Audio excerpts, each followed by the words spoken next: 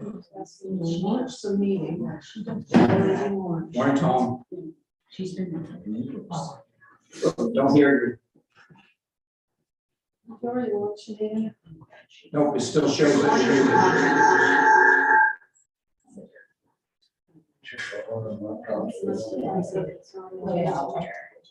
it's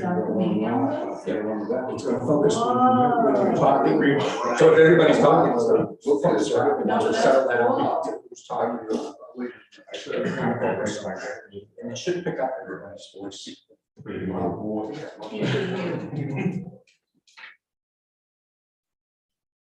I thought I should be muted this, You right? should be muted, yes. You should be muted and your speakers together. Well, then make me mute. Mute me.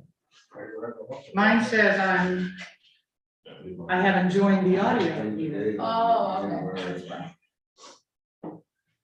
So,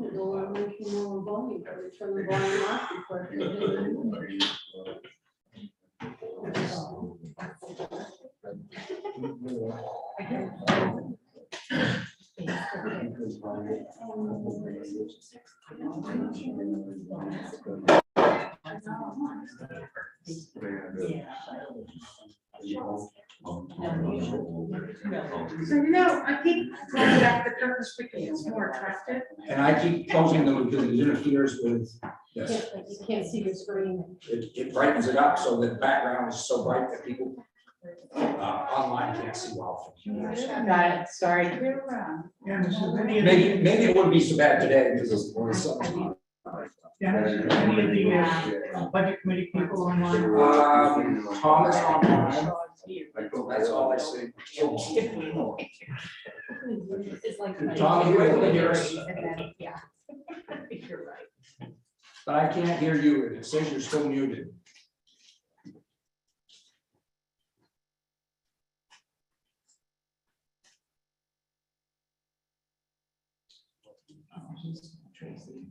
Yeah.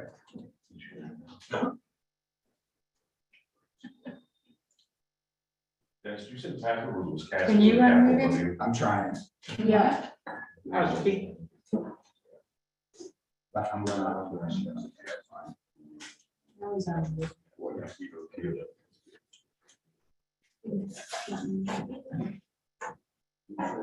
Karen, are you on? Yep. I think that was Tom. It was. It wasn't Aaron. I've heard her voice. It's much. I was on mute. But I just want to make sure that you guys can hear us. So we can hear you. Yeah. Yep, fine. There we go. I think, did you say Kim just pulled in? I think that's her. Oh, yeah, it is.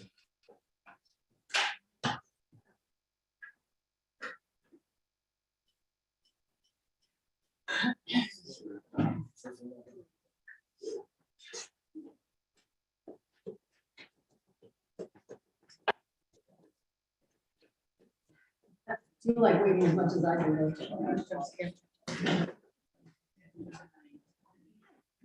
I said you like waiting as much as I like sitting. You like sitting as much as I like sitting. You do that. Do it as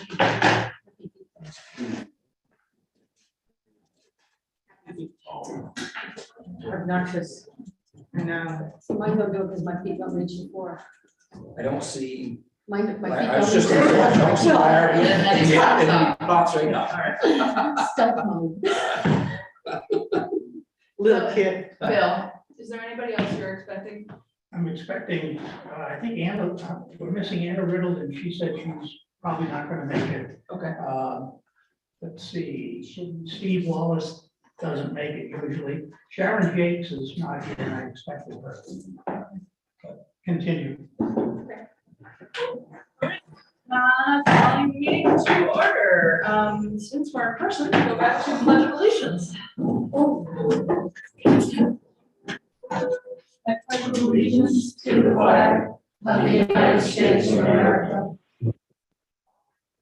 stands, one nation, under God, indivisible, with liberty and justice for all.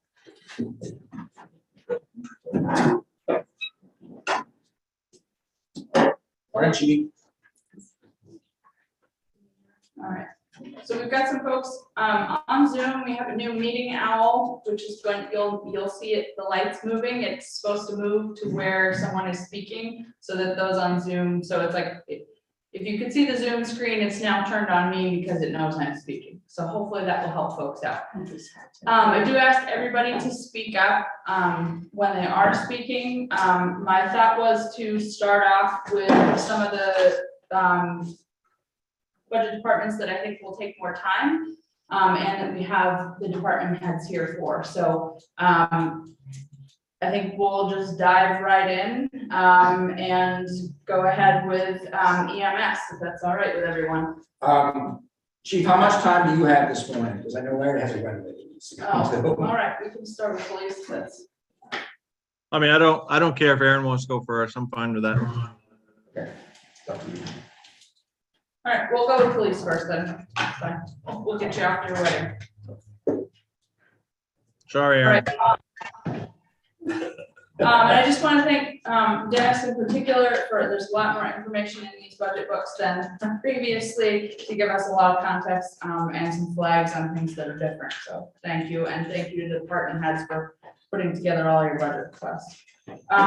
So I guess what we'll do each time is I'll start off with select board questions, budget committee questions, any public questions. So let's go ahead. What questions do we have?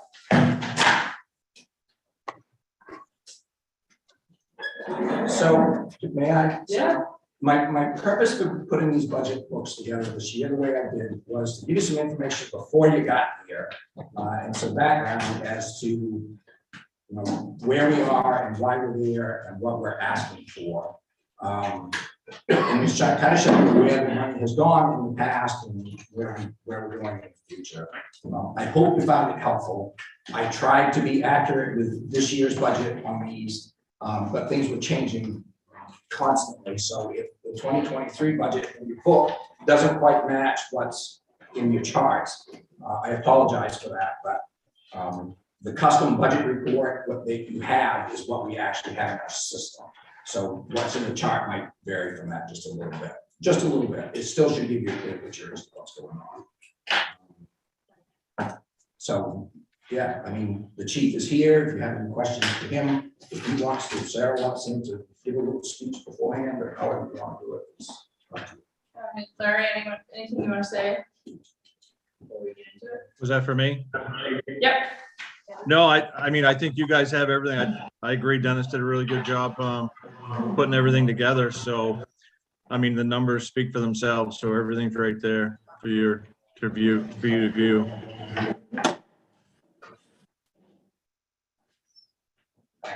Can't find it. I thought you came and took it. No, they're on the back table. Oh, that's one in the back there. Sorry, I know one saw. You had one in the office that had your name on it, and it disappeared, so I thought you were coming up. Right, questions? Anyone? Yeah. Yeah, so I'm gonna thank Dennis first for the excellent explanations, because I have very few questions on any of these budgets. I did see that there had been a request for 2 additional full-time officers, and you're recommending 1. Is that correct? No, so last year he requested 2, Okay. and I cut it to 1. So this year he's requesting the other one. Oh, I see. And, all right, then I wasn't clear on that part. And the other one is not in this budget, or is? in this It is in this budget. Yes. budget? Right. I just want to make sure. it's clear. Anyone online have any questions? Oh, Kim. Just simply, are we going to discuss police and SRO separately? Yes. Okay. Good question. This might be shorter than we thought. Ed. Is there a resource officer in this budget? Yes. Yes. But it's not in the police department budget, like always, it's separate, so we'll talk about it. Thank you. Yep. Dennis, I had a question. When I reviewed it, I saw the SRO in there, the numbers, but I didn't see any numbers to reflect the school grant. Yeah, that will end up on the ballot. Okay. All right, any other questions on the police department budget? If not, we'll go to the SRO. Okay.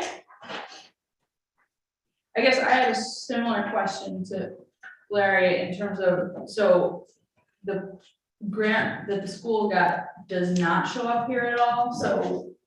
So it will go on the ballot, just as it is, with the disclaimer that we put with all the other budgets, that it will be offset by $60,000 from the grant from the school department. Okay. Yeah. Is there, Sure. is there comment in here on the SRO? I didn't find it. I don't see a page on it. Yes, I know that you you're, guys didn't get it, I know you're talking to me, but I It's on the electronic one. I can make It's copies. in with the police department. No, It's at the end of it. I'm looking for a separate tab. Oh. No, Yeah, it's there's no not a separate separate tab. tab. It's- That's what I was it's in the asking. police department. Yeah, it's at the end of the police department. Thank you. But I did put the disclaimer in here when I did this, that I'm not sure Can I that we tell should you- actually do it this way or not. What would be the other option? Well, what I put in here was normally what we put on the ballot is just the 35 weeks that the school uses the SRO. The other 17 weeks goes into the police department budget. So the SRO budget is usually around 53,000, not 86,000. Yeah. But what happened this past year when the SRO budget failed, he still had that 17 weeks in his budget that we didn't need. So, you know, he ended up getting extra money this year because his budget passed. And that 17 weeks was in there. So you see what I mean? So the 17 weeks for the SRO is not in the school, in the police department budget, it's totally in the SRO budget. But the 60,000 that you're saying is the offset is not in here in terms of, so this really is only 26? Yes, so the 60,000 will go into our books as revenue to offset it, just like EMS. So And the rec center did. for purposes of keeping it simple for the voters, why wouldn't this just say? That shows us- that shows us revenue. Ken, did you have a I question? did,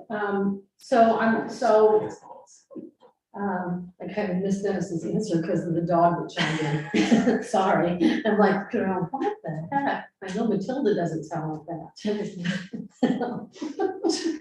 So, oh, sorry. So what would you actually recommend on how to list this? Because I mean, can the SRO just be in the police department budget? Fully, I don't understand having it separate because I do understand there's a grant coming to help fund that. But can't you put it in the police department budget and just have under the question on whether you approve the budget or not?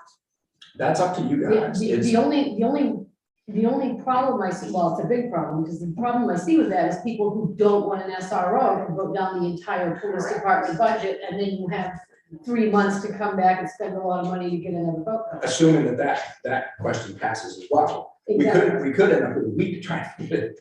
Yeah, exactly. So what are you really thinking it should happen? So I've never liked the fact that, well, I could get into a long conversation about how we do this, all these budget questions, and that's probably not a conversation for this year. I've never liked the fact that the SRO is a separate budget anyways, but that's how I think the people in this town really want it to be. So I don't recommend putting it in the police department budget because I'm afraid that will just get people upset. My fear with this is that it's a much bigger figure than what they're used to seeing. But they have to be able to do the math, you know, it's 86,000, but 60,000 of it's coming from the school. So it's really only 26,000. And that will be noted on the ballot? That will be on the ballot. Okay. Kim, and then, My question is about that 60,000. Is that guaranteed? Yes, From the school? for 2 years. they have, They've already put it into like their ARPA They money got or ARPA something? funds, they got ARPA funds, she's using her ARPA funds for it, so. Because if they, change their line items or something, or if it's, you never know. School Yeah. board's about to change, they got. I don't know. My understanding from her is it's Consider that to be- guaranteed, so, because I think she already has it. Kim and Bill. Yeah, I had spoken with someone on the school board, and so it's $60,000 for each year for 2 years. Yes, And I understood that they wanted to put it in their budget. But the board, the town manager, I don't know who, wanted it done this way. If it's paid for, why is it not through that grant? Why not for the next 2 years, put it in the school budget? Then you've only got whatever your difference is, 17,000 going into your police budget. that's between the school board and the select board, if they want to do it that way. I mean, it doesn't matter. to I mean, me. it was voted down last time. It was. If it's in the school board budget, what, do you have 10 people in town who go and vote for that? The chances of it passing are certainly a lot better than. Well, they are. And that's why we didn't resurrect it before this budget cycle. Right. Bill and then Pam. My question was 17,000, with 17,000 in, and the net increase is still 26,000, right? You're taking 60,000. It was still be 26,000 a year. Yeah, where's, 26,000, is that offset by the 17,000, any of it? Yes. So this includes the 17 weeks. That's what I. So the whole thing will be budgeted. That answers my question. Yeah. So a couple of things to keep it clear. A couple of things. I would not like to see this turned into the school's budget. The school department doesn't run a police department. It doesn't hire for the police department. And this is actually, as far as the school's concerned, it is simply they are giving a grant. So that puts the grant money in their budget, but not the effect of that grant in the budget. That keeps it more, I think it keeps it more logical for the voters. And I also think that people would be upset if they saw a warrant article item for $17,000 for an SRO and they thought that was the total budget for an SRO, and then there's something else people could be ticked off about. So I think either keeping it in the 26, whatever the difference is. I think keeping it in the budget, municipal budget, is the right thing to do. I just think, after hearing you say your concerns about how the votes would go, I think it does need to stay a separate item. My early years on the select board, when there was an SRO, it was in the police department budget. But this has become such a contentious item for the next year or two, maybe that's what you have to do, is keep it where it is.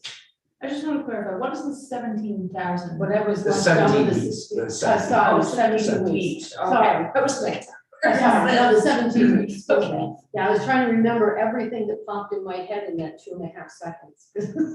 so Kim, are you suggesting then it's basically the 30 whatever weeks? You're saying, why don't we just, they keep that we don't do the extra 17 weeks. Is that what you're saying? And the I was school just does what trying they to do. clarify what I had heard from the school board member and what I'm hearing here. It sounded to me when I spoke with the school board member that it was sort of a guaranteed paid for, and the person had said several years, but okay, 2. It was. So I've got that clarified. And I just didn't understand why it wouldn't, if it was paid for in full by that grant, why wouldn't it just be in their budget? Well, and am I correct that will happen? If we didn't put anything in here, they would still have however many weeks they can pay for it. Right, Right, and in theory. if the school is free to contract with whoever they want for an SRO, it does not have to be the town of Wiscasset. If they have that money, we take this out of our budget totally, they have $60,000, they can go to the sheriff's department and contract with the sheriff's department for an SRO if they want to. Kim, do you? I was just gonna say, I think it's a good idea to keep it separated. Because for a lot of people, it's not about the money. And I think that, I also talked to people on the school board and heard some of the superintendent herself that, well, we have the money, let's just hire someone. And it wasn't about the money for a lot of folks who voted it down, so. Yeah, as a bill. I think if you don't do it the way it's written now, if it all goes to the school committee, you're gonna be accused of hiding it on the taxpayers, and slipping it through. People that voted against it last time would probably do that. Well, and actually you run the risk of people voting out of school. That's correct. I think I just woke up and remembered what my issue was. So, sorry. Just probably back. When I first reviewed this and the front page and an SRO at $86,000, I went, what? I thought there was a grant, so that was my confusion. Thank you. And I think past boards have expressed their reluctance to have it in the school budget because they wanted to control here at the police department. And that's still a thing that can be done. If it needs to go into the school department budget, that's fine. We would just have to make an interdepartmental agreement that said, they work for Larry, Larry's under their control, he's supervising them because they're actually a law enforcement officer. So, I mean, it's doable, but I think the consensus is to leave it the way it is. But so then I have to back up to my question. Do you want to keep the 17 weeks in here, or do you think it's more prudent to put it back into the police department budget? Which will make the police department budget a whole lot bigger than it is right now. It's 17 weeks that are not during the school year. Yes. Why would that be in the SRO? You know what I mean? Like if you. Because it took that hasn't been in the part-time, past, but again, because it got voted down last year, he had that 17 weeks in his budget. That he could use for like a part-time guy or something. So, Yeah, so just, I agree with leaving it, all the SRO in 17 weeks. I agree in leaving in one question. And I'm not usually, it's the way it's always been done, so you keep doing it like a trained monkey. But if we change how we're doing it and voters come in and it's not presented the same way, then people are gonna be unhappy. So just show them the numbers the way we've always shown them the numbers, and there's less confusion. I also think it's important because there is a grant that it needs to be separate and listed with the grant, it will be. because otherwise it will be confusing with that all. When I draft the warrant for you guys, that's how it will be. Just making sure there's no questions on the line. Okay, any other questions on the SRR? Tom, no, okay. Larry, anything else you want to say before we move along? I think I'm good. Thank you. Okay, thank you. All right, we'll move over to EMS if Aaron's still there.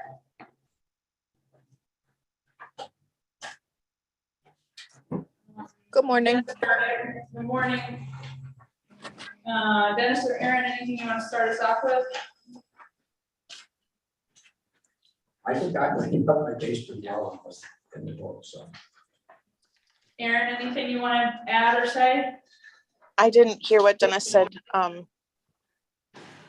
He just said it's pretty well laid out in terms of his Yes. comments. Yes. So Erin's initial request was to take and turn 3 of her part-time people into full-time people. But again, benefits, they're already working, so the increase in wages isn't gonna be a big deal, but the benefits are a big deal. And so I cut that down to 1 full-time person. It's really hard to run a 24-hour, 7-day-a-week operation with strictly part-time people that basically dictate to us when they're available to work and when they're not. And what's happening with Erin, especially seems to be this year because they're calling us on is, she's a salaried employee, but she's working 50 and 60 hours a week to help cover open shifts out there. And it's one thing to do it once in a while, it's another to do it constantly. So, we need to, and I said this when I was the EMS director, it's hard to do. Full-time people, it doesn't need to be 100% full-time, which would be horrendously expensive, but having sufficient full-time people to help stabilize the schedule will make things a little more efficient over there. And I think that's part of my problem with a whole lot of these budgets is that I want things to be more efficient than they are, and that takes resources, and it takes resources that we don't have, and it takes resources that cost money. You know, when 50% of our budget is employees, and I was going back through some meeting minutes the other day looking for something, and I went back to 2011 when Lori Smith was the town manager, and she basically had said the same thing. You know, you're looking at 50% of your budget back then was all personnel related. You know, if we're going to be efficient, we need people to do things. You know, we get in the public works budget. When it snows, the roads, the highways are the priority. If you want the downtown sidewalks to be plowed and taken care of at the same time, that requires more resources that we don't have. So when it snows, you know, my phone rings or the emails start ringing constantly. Why aren't the sidewalks done? Well, because we just don't have the resources to do it all simultaneously. So that's going to be kind of a theme throughout most of these departments. All right. Questions on the EMS budget? Dustin? Explain how you estimated the revenue. Yeah, we just estimate our call volume and then figure out what we're getting per call. No, I'm asking because you've got the calls for service graph below that. Mhm. And you've got an increase in the number of calls for service, but it looks like a decrease in the estimated revenue. I'm pretty conservative with our revenue estimates. I would rather come in and get more money than what we estimated than come in and get less. So I'm always a little on the conservative side with my revenue. Now, you know, you guys are free to change that. Third question? Yeah, I mean, just kind of very rough math. I put it up to about 450, 500,000. The problem with the EMS is that, I mean, I think I put that in here. You know, we can charge whatever we want. And we can charge enough that will cover the cost of this entire department for a year. But what we get paid is entirely different. And we have basically no control over that. If you're going to participate in these government insurance programs, you take what they give you. And that generally runs about 45 to 50% of what we actually do. And we've been fighting with them for years and years, EMS, with Medicare and Medicare, and they just, you know, they're going to do what they're going to do. Private insurance is a little better, but, you know, 60% of their call volume is either Medicare or Medicare. So, you know, you take what they give you. That's the bottom line with it. Yeah, no, I was actually thinking more just on the number of calls, just assuming everything was the same, we're able to get paid for the work we do. You also get a higher percentage of people that don't have insurance that just don't pay, that we end up writing off. So I'm conservative with our revenue estimates. Okay. Third question. That doesn't include the possibility that Alma may decide to use us instead of CLC. I'm not 100% confident that that's going to be the case. But if They have to vote. they have to vote. And, you know, CLC's a little more expensive than we are, but, you know, it's not always about dollars and cents, so. We'll see what they do. If that happens, we'll probably pick up another $42,000 to $45,000 a year. There's room for some optimism.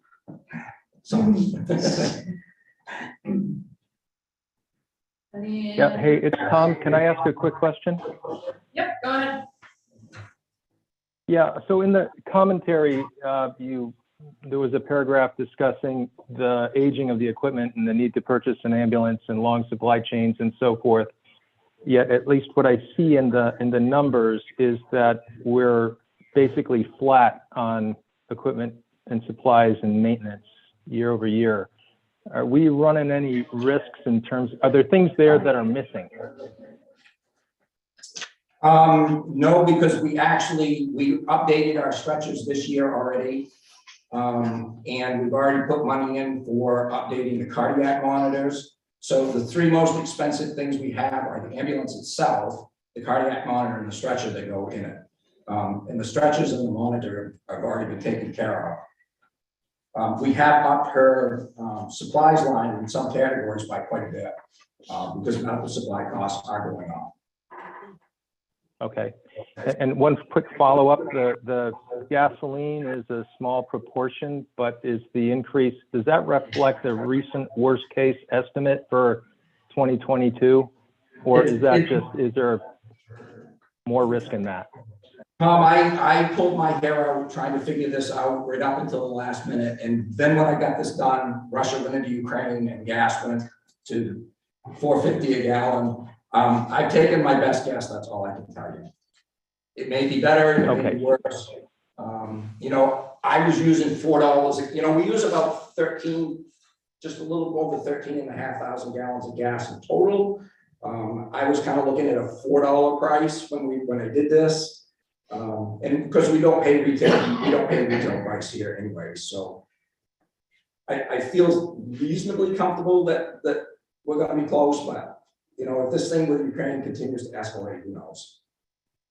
Okay, thank you. Other questions? Okay. Anything else you want to add, Aaron? Nope, I think that's about it. Dennis represented well. Thank you. Thank you. Right. Why don't we go on to Public Works? That's here.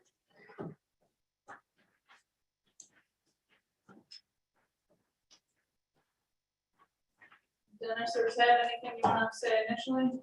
Nope, I believe Dennis has pretty well covered it all. Questions on Public Works?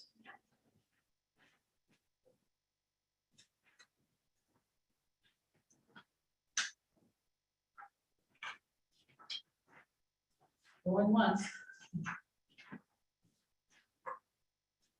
Okay. Hearing none. Yep, I think we might as well go to the transfer station next.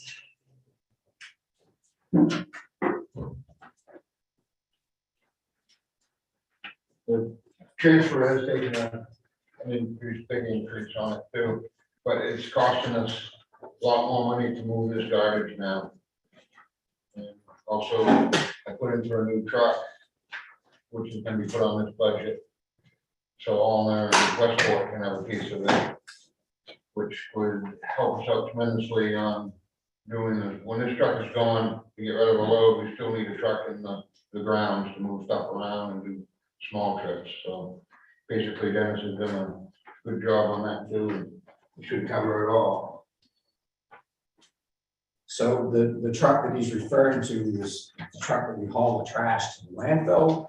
And it's old, it's 10 years old. Yeah. It's 10 years old and it's got over 400,000 miles on it. When it breaks down, we're in a little bit of a situation on getting our trash moved out to the landfill. The trailers that the trash are in are hydraulic trailers that push the trash out once we get there. And it requires the tractor to have a wet system, a heavy duty hydraulic system. And you can't just go to a Ryder truck and say, hey, I need to rent a truck that has a wet system on it, because they're just not, they're not there. There's no demand for them. So we end up having to hunt statewide to try to find someone that has a tractor with a wet system on it, so we can keep hauling our trash. And the last time this happened, we had a hard time finding somebody to do it. Yeah, from Bangor, it costs big money. And it costs a lot of money. So the plan is, should this go through, we'll purchase a new tractor and we'll keep the old one as a backup. It can be used as a yard tractor. If the other one breaks down, we've got something to keep hauling the trash along with. The other big increase in this is in tipping fees.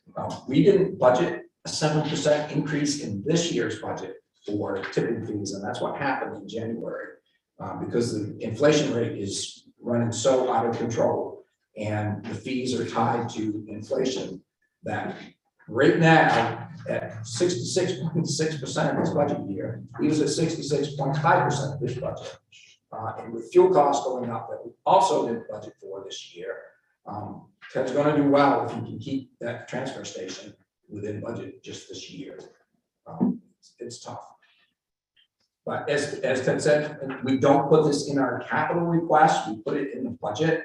That way, because Alna pays 13.7% and Westport 13.9%. So they're picking up the cost of buying that tractor and all that other equipment, so. And then on the part-time help, I rely on the part-time help. They're a piece of, that keeps the wheels turning, so we have gone up on that too. And part of the reason for that is, as Ted and I have discussed several times over the week, and even as much as this morning. And this goes back to I need the resources to be able to do this stuff. We're catching people that are not from the 3 towns that use this transfer station up there constantly dumping their trash. And that means the taxpayers in these towns are paying to get trash out there that they're not paying to leave. You followed somebody up from Bath not too long ago. See, the city of Bath has stopped, not open on Saturdays no more, there's just others. And during the weekend, we're getting a lot of out of towners from there, and I just don't have the personnel up there to get them all. You know, I was just up there this morning getting them going, and I had 2. What I really need is a full-time person in the scale house, 8 hours a day. That would be the only alternative that I can see. It costs the taxpayers money when they throw trash in that hopper and, and we're having to haul it off. And it just Dennis, isn't- do we have a ballpark as to what that number is in terms Yeah. of what the impact is? And I knew somebody was gonna ask me that, and Yeah, and you knew it would be me. That's super hard to come up with because you literally have to weigh every vehicle that comes in there and figure out what they're throwing. So no, the answer is I don't have an answer for that. Okay, thank you. Is there some sort of alternative system rather than having a full-time person, a decal on your car? I mean, I don't know if it would work, but is there something that's used elsewhere that might work for us? They're supposed to have a dump sticker, but you have to have the people to catch them Oh, yeah. when you come through. I There's think no what- system of like, as you pass through the entry. I don't know. Or like it takes a picture of your license plate. Well, how and about then you, scans it how into the about you computer gate that system. card, you know, I mean. to tell everybody that they have to come in and get a card to go into the dump. Yeah, I think there is another system that would work for this. It's called paper bag. You know what? You go to, if you live in Woolwich and you come by Wiscasset trash bags, you're paying to get rid of your trash, that's fine. I don't have a problem with that. But I think they tried that in town not too long ago, and people voted it down. To get back to, the closest I can come to getting a dollar amount is when we do put cardboard away, we look at labels on the cardboard. So I have the guys cut them out that's out of town. So I've got 1 full box for a month, and we just started at the middle of this week, and I probably got 8, 10 in that box. So that's the closest I can come. Who's coming in? Yeah, Dennis is right, we did try to go paper bag, I want to say it was probably 6 years ago. And somebody did that. Yeah, well, I was on the board before and I was off for 5 or 6 years, so I don't know, but I'm gonna say it's like 6 years ago, so it's quite a while ago that we went forward with that, and I don't think it failed by a whole lot. It might be a good idea to try figuring that process out again. If you can't do it this year, go into next year, but I think it's a good idea. It works in many towns. Buy the bags and get rid of your stuff. So. Something I was gonna say now. I can actually, we can kind of use the sand pile as an example of how this is better. What did we cut down on the use of sand after we built the transfer station? Oh my gosh. 7.5 we cut down by. Because now we can police it, because there are people standing there saying, you're not a Wiscasset resident, you're not taking sand, or you're not filling your sander up. And it made, you know, and that's tax money, folks, you know? Bill? I don't remember this pay for bag. Did you get stickers or a special bag? It's like they do in the city of Bath, you buy your trash bags. And as you get rid of your stuff, you put it in the trash bags you bought, so, Bath, it's a blue bag. And it says- CVS has them. Yeah, it says Yeah. City of Bath, you can buy them all over the place, it says City of Bath, and you fill your bag of garbage up, you take it to the My dump. experience is we looked into it, the cost of administering it and everything was not what it was worth. That's, you know, where I was. I don't know, it's like the town pays the bag, there's enough charge to I was the paying for a to while, until the COVID hit, I was paying $2 a bag, throw it in the bin. Mhm. Probably the only one, but they asked you to do it. Or not even pay for the bag, because the tax dollar pays for the transfer anyway, but issue them the bags. You know, that would save the money on the other end. But then it's a town expense to buy the bags to hand them out for people who fill a little wastebasket full and Yeah. bring them into toss it, so. I mean, that's, yeah, I don't think it's a perfect answer. Town expense for a $2,000 load too, you know, it could add up.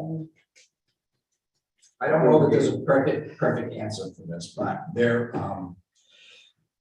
you know, when it gets really busy up there and you have way more people throwing stuff, you know, and I'm sure there's times they're throwing stuff in these piles that they're supposed to be paying a fee for, that they're just tossing in there and get it out before somebody can get up to them and collect the fee.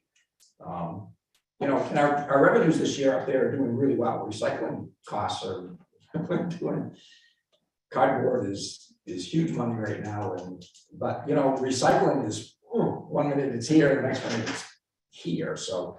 You know, again, I'm very conservative on my revenue estimates for the transfer station this year because recycling just can go. And if this economy takes a dive because of this inflation rate, you know, we can see that. We can see an issue there. Other questions?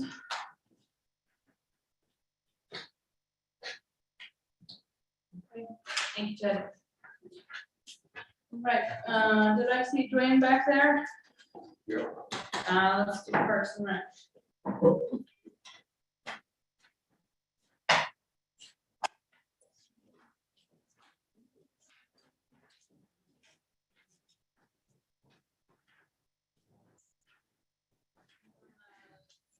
Anything, Dwayne or Dennis, you want to say before questions on this one? So again, Dwayne requested, converted 3 of his part-time staff into full-time. I've only gone with 1.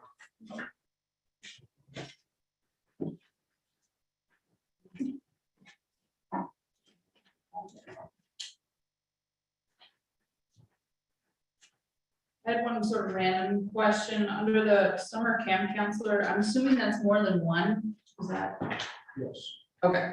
Just making sure. They're all part-time. Okay, Either high school kids, college students. okay, that's what I figured. So the new full-time position in here is the recreation program.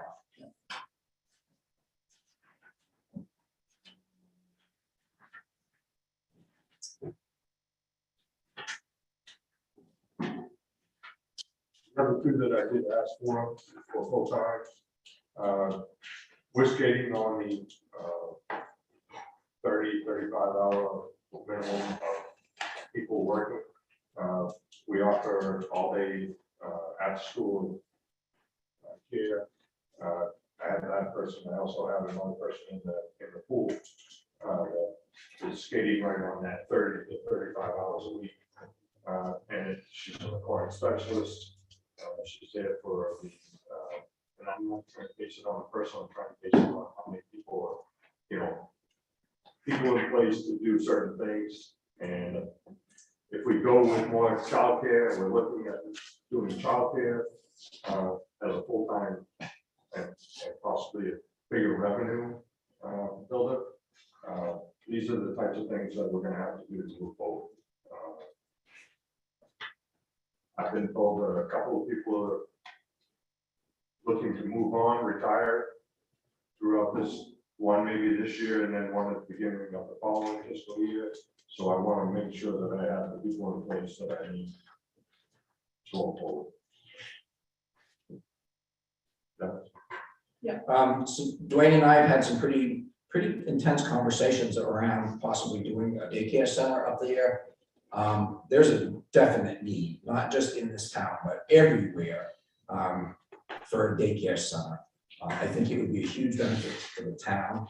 I would love to use it as one of our employee benefits to offer, discounted daycare to our employees as a benefit. I think it's another great use of this community center. Problem we have right at the moment is we just don't have a place to do it. Yeah.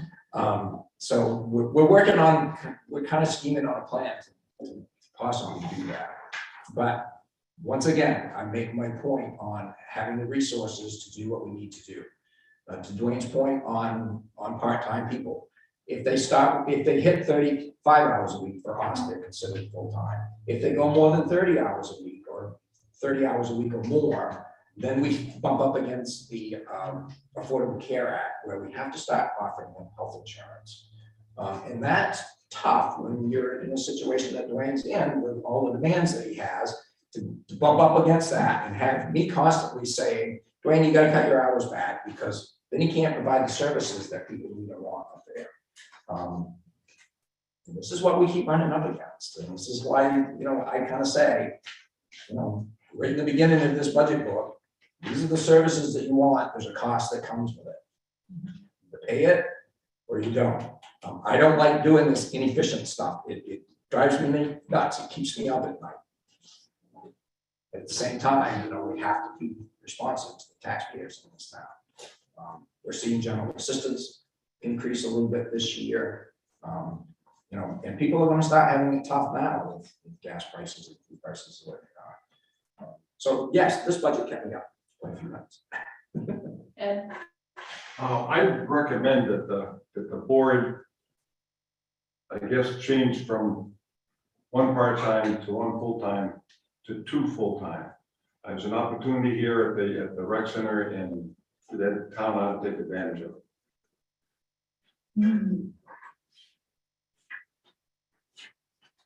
I have a question on, underground, it's under supplies and equipment.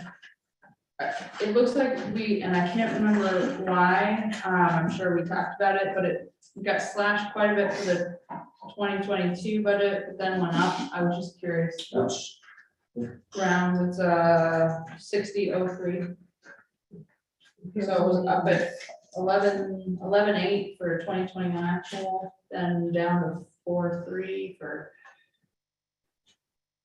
And it's been up in terms of year to date. It's actually a line that we cut down last year because we were looking at a partnership with the school department, and we were looking to backfeed it through that.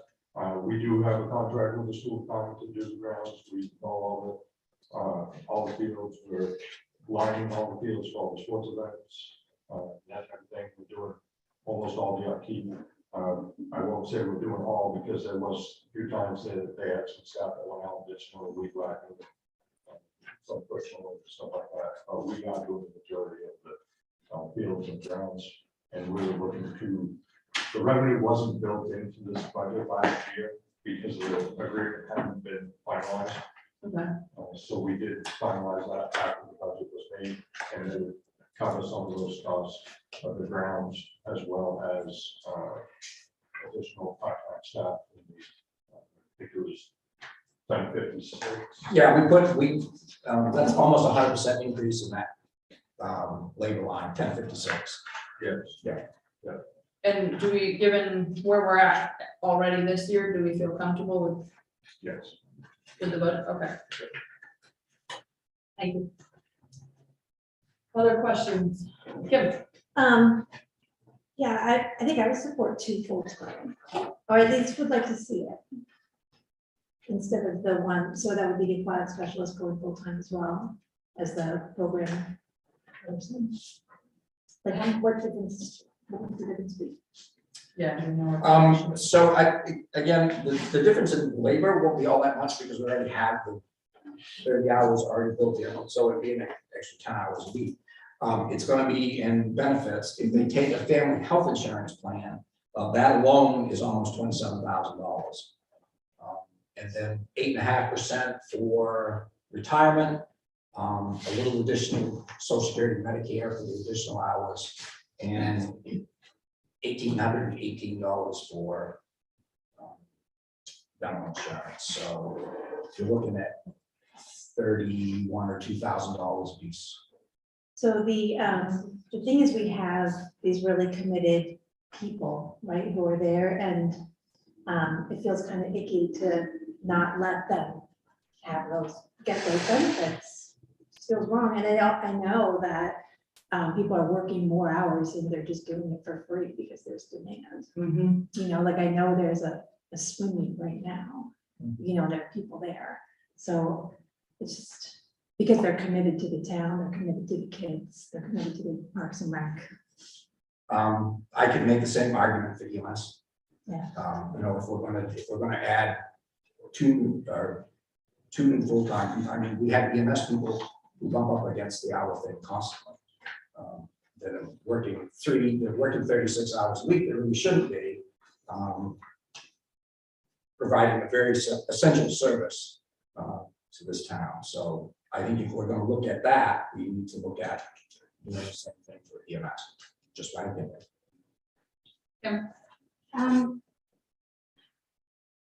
I have over the years been one that has taken issue with the budget for, the size of the budget for Parks and Rec, but everyone I speak to says you are doing a marvelous job.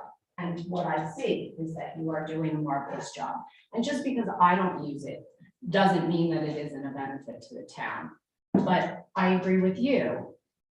EMS, you can make the same argument, and you can make the same argument for the police. And if the people of the town want all these services, then I'm going to make the appeal that I make all the time. It's time for the town to look at how we handle the assets of the town. You are getting ready to sign a 20-year lease that someone will pay $20 for. You have a building over there that in this current market could probably sell for $500,000 and be put on the tax roll. You have a waterfront committee who will not stop until they get bathrooms on that pier when we have bathrooms. There are towns much larger than Wiscasset that don't offer public bathrooms. We have a scout hall that is in horrible condition, but it's got bathrooms. That would give us a second set of bathrooms on the other side of town. That's actually on the agenda. I know it is, I know it is, and I'm thrilled, I am thrilled that it is. But if you can't have everything, figure out what is essential and figure out how to make that happen. I think too often the board, this board and previous boards that I've seen, they want it all, and you can't have it all. Anyway, we could look like department by department. I think that maybe we can't have it all in the same year, but we have made adjustments with both hourly rates at EMS recently and with the police, and maybe in this budget we could consider these positions in Parks and Rec. Pull some more figures together. Yeah.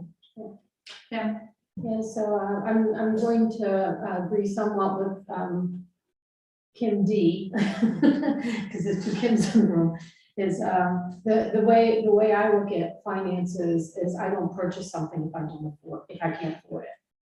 I don't bury myself in debt and large payments that I can't afford. And can the town afford to add more to the budget that is already the largest budget in town? And maybe it's time to look at what services, until we find a way that we can afford more here, maybe we don't add more services until you can make more money at what we're already doing. And I know you're gonna offer that I know you're gonna spend money to make money, but we're spending more than we're making by a considerable amount, and at some point you have to see where you draw the line, that what part of this is essential, and what part can we, like, maybe give a year or two off from growing more services until we get a better line on where we are financially. Go ahead. Yeah, just a couple of points on that. Yes, it might be the biggest budget in town, but it also brings in the biggest revenue. Yeah. To offset that budget. Over the past 3 months, we've actually been averaging over, if you go back a year from that date, we've been averaging over $500,000 for a year's time. So, and that's $100,000 more than what we anticipated, for last year's budget. Don't get me wrong, the more you offer, the more it costs. Yes. That's why we're looking at childcare. A lot of our swim programs are full right now. We cannot offer enough in the pool. Swim lessons, that type of thing. That's why we're up against it almost all the time as far as hours, part-time people. Childcare is the same way, after school care. We're offering the pre-K. We have a few kids that are using that right now. It's a starter program for that, but that's more of a half-day program that needs to be done. If we do a childcare, there's a huge revenue boost. Yes, there are expenses with it. Would require more full-time people. But it also requires more space. I don't have that space right now. So, and that is, I know that you guys probably see the capital improvement. That is in the 5-year plan to actually do something with that. Yeah, they haven't seen that yet. Yeah. So I want you to know, Dwayne, I appreciate everything you're doing at the community center. Yeah. And when I say it's the largest budget, it's not to poke a stick at you. It's not everybody in town watches these meetings. I know that's shocking that everybody's not at home right now, zoomed in with us, listening to every word. But what they see on the ballot is that big number, and that's what they have mostly to go by. I'm concerned that if the number gets too big, then you're gonna get more no votes, and then that could be disastrous. Right. So there's a balancing act. What I'm talking about is a balancing act. What can we afford and how fast can we grow? And when is it time to take, maybe slow down and take a breath for a year and maybe continue next year or something? I'm just voicing the side of caution. I don't disagree with you at all. Yeah. That's why in the past couple of years, they haven't been written the way they used to be written. The article in the warrant, they have, in the past, they used to show the revenue on each individual line so that you could actually understand the question that, okay, yes, this is $1 million budget, but you're taking $500,000. It's that way. That way. Well. Yeah. It used to be broken right out in the article itself. It is. So when it is, when it says, you vote to raise and appropriate 900, blah, blah, blah, for the Parks and Rec, right underneath it, it says this appropriation will be offset by X number of dollars in revenue. It says, Tom, can I ask a quick question on that? I may have not caught all the information that you just shared, but the question would be, from a management standpoint, do you have, in effect, P&L views by service? So for each service that you offer, I'm not asking for absolute precision, but here's the income, here's the expense, so that we could understand by area what we're losing. Because I agreed with everything that Pam just said. I think the difficulty is identifying, where it makes most sense to put a red line around some of these items. So Tom, the answer to your question, I can pull you a report that shows expenses versus revenue and profit and loss. That's not how we refer to it, but yes. I think that would be useful, at least for me. I gotta try to kind of defend Dwayne a little bit. I think Dwayne's probably been the best parks and rec director this town's had in years. He is doing a fantastic job up there. Right now, this will probably be, maybe the first year that this department's ever exceeded its revenue, let alone meet its revenue. He's at 70%, 77% of his revenue right now. And we're only at 66% of the budget. So, having the right guy at the helm makes a big difference. And I'm gonna say that with all of my department heads, because every single one of them works this way. And again, this is something that a theme that I think you've seen with this. Ted is Parks and Rec director, is a public works director, does not sit behind a desk all day. He's not an administrator. He's out working. The police chief is a working police chief. Our EMS chief is a working EMS chief. Having said that, they don't have time to do a lot of the things that I asked them to do. I've asked Ted, I want to put together a program for better maintenance on our streets. I think they're not doing a bad job, but I want to see an inventory of every street that we have. What condition is it in? Excellent, good, fair, poor, needs to be rebuilt, whatever.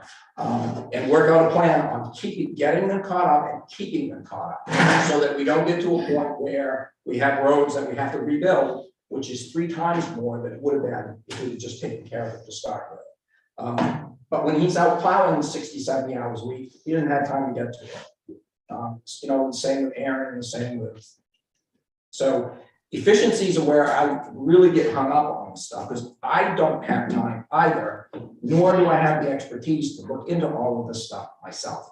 I hope to have an intern this summer that's going to help me out with a whole lot of that, but So Kim, your point is, I hear that point, and we have assets, we have things that we could better manage, just need the resources to. Yeah, I have come around before I was on the budget committee. The first time I used to attend the budget workshops, so I was paying attention. And while I haven't been here long, I've come around. I feel differently today about our police department than I did when I first moved here. I feel differently about Parks and Rec. I feel differently about EMS. I see now the people who are running these departments are doing a wonderful job. I understand that the citizens of the town want these services. But as I said, I think there are a lot of places where, we're looking up here. Oh, wouldn't this be wonderful? Yes, it would. There are a lot of things that would be wonderful, but what is essential? That's all I'm saying. And can I ask one more question there, Dennis, if you don't mind? And my comments are not meant as a criticism of anybody or you. Sorry for jumping in there, but do we feel like we're getting advantage of all of the grant opportunities? So, and I know that's more work for somebody that we don't have to go do it, but you talk about something like daycare, there's got to be a lot of grant money if we had somebody that was able to spend time pursuing it. Are there other opportunities available even for our existing services to defray some of these by finding a way to get help there, or no? Absolutely. That was one of the things that the town planner used to do when we had a town planner that they just didn't want. And so we contract with Lincoln County Planning to try to get some of those services, but that's only a few hours a week. So she's helping me find grants, I'm helping find grants. I'm asking the department heads to find grants, but again, when they're out plowing for 60 hours straight, they need some time to themselves. Are we taking full advantage of it? No, I don't believe we are. I think we need to do a better job of finding grant money. And it's out there now. This infrastructure bill that's come out, the federal government's throwing billions of dollars around, and we definitely need to be in line to make sure that we get every bit of it that we can get. Yep. That's an opportunity. We have, I think I don't know about in the past. I think more people have come around to like Kim's way of thinking, because we have some of the best department heads I think we could have. The police department is probably the best run it's been in 20 years. And you know what? That makes a difference. People see that. People see that our EMS is not, I'm trying not to swear, it's not half-assed. It's out there. It's taking care of the calls. And and it makes a difference. It makes a big difference.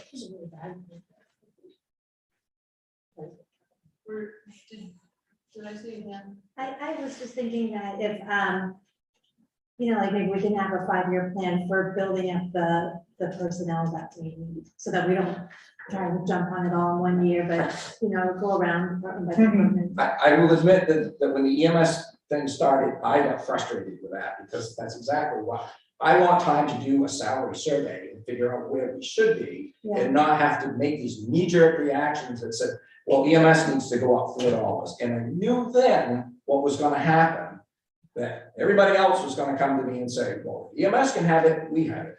Now it's happened with the police department, you know, and I'm hearing other employees chirping about it. And that is not how I like doing things. you're in it now. We're in it now. Too late for that. Yeah, but there was no way to stop that. If we didn't do something with EMS, every town around us was doing this knee-jerk thing, and I tried to get them to stop. I talked to the town manager, and I'm like, let's tone this down just a little bit, but it didn't happen. But I would like to be in a place where, you know, Ted can do some of those things that are gonna create greater efficiencies, because he doesn't have to plow 60 hours a week, and I realize we can't do it all in the same year, but if we can make a plan and think forward. Absolutely, You know, we just need the time to be able to sit. like I down. know that Parks and Rec is doing really well this year, and with Dennis at the helm, and he has a great staff, you know, and the program person who's a part-timer now is a big part of that, you know, he's like out there doing a ton of things, so. I think the town, the employees in this town are being as efficient as they can, and we have great employees. They love this town, we're working hard. And I support all of them 100%. But I would much rather, and again, Terry's helping me with this. I'm gonna try to get an intern in here for the summer. And these are some of the projects that I can assign to an intern and say, I want a wage study. You know, I want to develop this road maintenance program. I need to develop a program to maintain these aging buildings that we've got to do. You know, Ted and I have been talking for months on replacing the HVAC system in this building, because it is so old and it is so inefficient. And it's costing us so much money, but we just, now is finding anybody that will even look at it is tough, but we just don't have time to do it all. Other questions on Parks and Rec?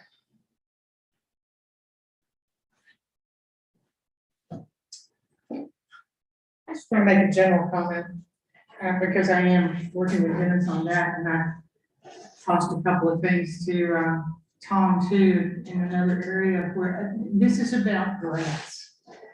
Yeah, a full-time grant writer, we could use one. But you have to invest in one. You actually can't just say, well, we could just get that money. The money, the grant money has always been out there, but it's now out there more than it has ever been. But you have to also make an investment. A lot of these are matching grants. And I think we should go after that money. But the first thing is to look at what it is that we need. Let's identify what's essential. Let's also say, here's where we want to be in 5 years. We haven't done that, but I know there's a planning commission who's been doing work that I haven't, you know, I haven't even gone over there to help you with any of that. We're almost where we can say, okay, this is where we want to go. We need a planning board session to be able to answer some of these questions, to identify the things that are most important to us. And we don't really know that they're important to us until we have to use them, or until we do use them.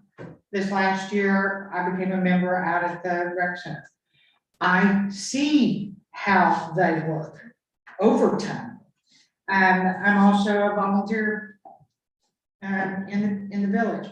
The rec center sends volunteers to do things all over the place. I know they're not on salary when they come help me down at the waterfront. There are so many, and we'll talk about the bathrooms later, but you're right. We have resources that we could be using with just a little bit of maintenance, a little bit of an upgrade or something. But we haven't taken the time to talk about it. We need to be able, and this is just a general plea, we need to be able to meet and talk about where we want to go in this town. Because I believe this town is just right on the edge of popping it, just busting it. We have so much to offer right now, but we could be at 200% of that with just very little effort and a little bit of planning. Thank you. My cautionary tale on grants, grants are great. They're not free money. They're not free. They come with strings. And I will use that airport as a shining example of what happens when you start getting grants. Yeah. And you get into something that you're now totally locked into. And they're not long-term necessarily. And they take a lot of time to administer, and they take a lot of time to get, it's not, some of them are very simple, one page, you fill out something. But any grant of any substantial amount of money takes a lot of time and effort. Absolutely. To get in there if you're gonna be competitive. And most of these grants are very competitive. And if you don't have somebody that has good grant writing ability, you're not gonna get it. But your point is well taken, and I think we do need to do more just brainstorming and planning in terms of what is That comes important. first. Yeah. Yes. I'm Robert Jones. Is there a strategic plan for Wiscasset? No. Yeah, it's comprehensive. There's a Right, but comprehensive- it ran out a while ago. So When we're did it run out? 2018? I think it was 2008. I think it was 2008, so it had been 10 years. It's a- they're So it would 10-year have been a plans. 10-year plan. I mean, they're updating the comprehensive plan, maybe, just updating. that. Comprehensive plan. I'm the chair of that committee. Okay. And I'll admit we're behind partially because of the pandemic, partially because I hadn't planned on being chair of the board when I said I'd be chair of the comprehensive plan. And to be honest, that, I hold off on some things because I am waiting for that comprehensive plan. I don't want to get ahead of them and find out that I'm doing something and they want to go in a whole, the town wants to go in a whole totally different direction. But, there are things that we can be doing. Mhm. May I ask just another general question? How many people in this room have ever written a grant? Have grant writing ability? So we really do know what we're talking about. It takes a lot of work to write one of those things. But you need to know that out there. And you need to be able to test them because most of them aren't, there are matches that come with it. Right. So you need to be able to show the town that, yes, we're gonna have to put up $250,000, but we're gonna gain this long-term benefit. Exactly. All right. Sorry. Other questions? No, this is all very Stifling important, myself. productive discussion, but This I is do why want we to have make a sure. workshop. Yeah. Other questions on Carson Rec? Are we gonna look at it with the two? Like, Yeah, I will second pull one? some figures together. and Okay, send you we'll something. come back. Yep. Thanks. Yeah, because we will have to have another session outside of today, particularly in terms of actually voting. I would anticipate at least two evening sessions to wrap this up. Because I don't have the capital stuff done because I'm still trying to get some figures together. All right. Good. Let's go ahead and do fire.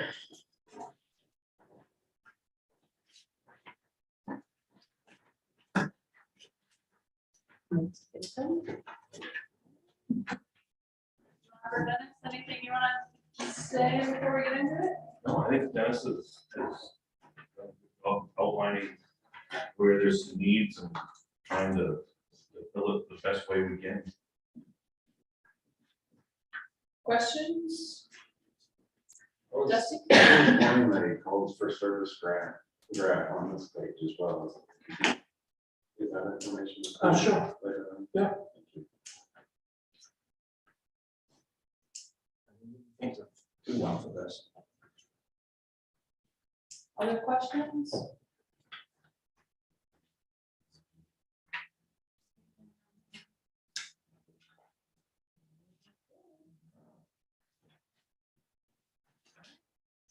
Once, going twice. You came all the way down here just for that. I quite a commute. Me too, right? I'm gonna be exhausted by the time I drive home. Yeah. Layovers. All right, That's it. Thank you. Thank you. All right. Airport or wastewater? Yeah, airport and then wastewater.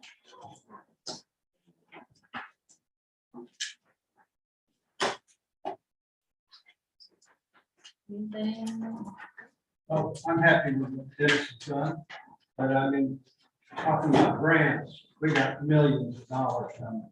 And we're getting 3 million on the runway right now done, and it does take time. The administration of the grants are tough, but and they have requirements. So we managed to keep up with that very well.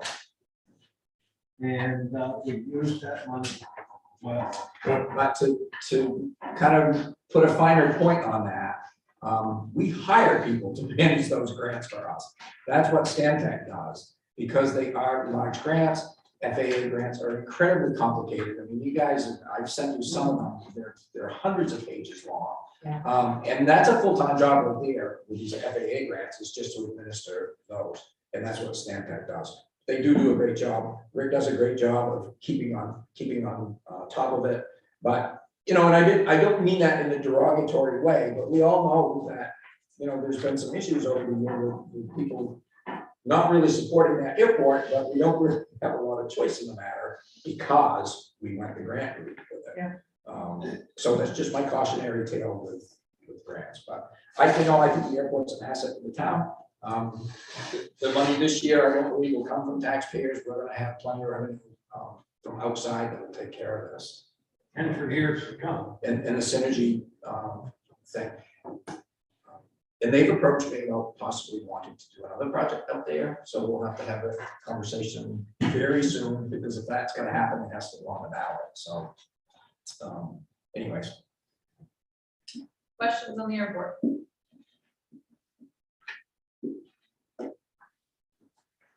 It's nice to have Dusty come to our meetings. Yeah, I enjoy that, and the airport definitely is an asset. That was a confusing bit of information a few months ago that Steve Williams, the chair of the airport committee, put together a really nice set of numbers for us that shows that the airport has been profitable.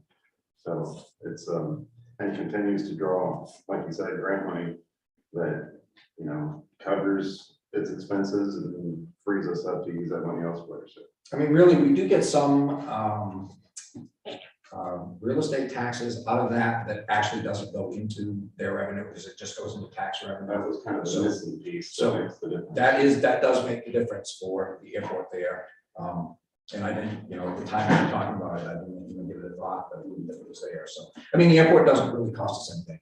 We are gonna look at buying a car for it though. So Newcastle used to provide the airport with a car that we could use to rent when people came in, flew in, wanted to go shopping or whatever. Because they do come in to do these day trips, they do come to eat at Red's. And when Newcastle sold to Key, they stopped doing that. And Rick's had some comments from people that said, you know, we went to Brunswick instead of stopping in Wiscasset because we could get a car, because we can't get one at the Wiscasset airport. So I think we're gonna have to look into maybe getting a car so that we can get them to stop at our airport instead of going by us. Kathy and then Bill.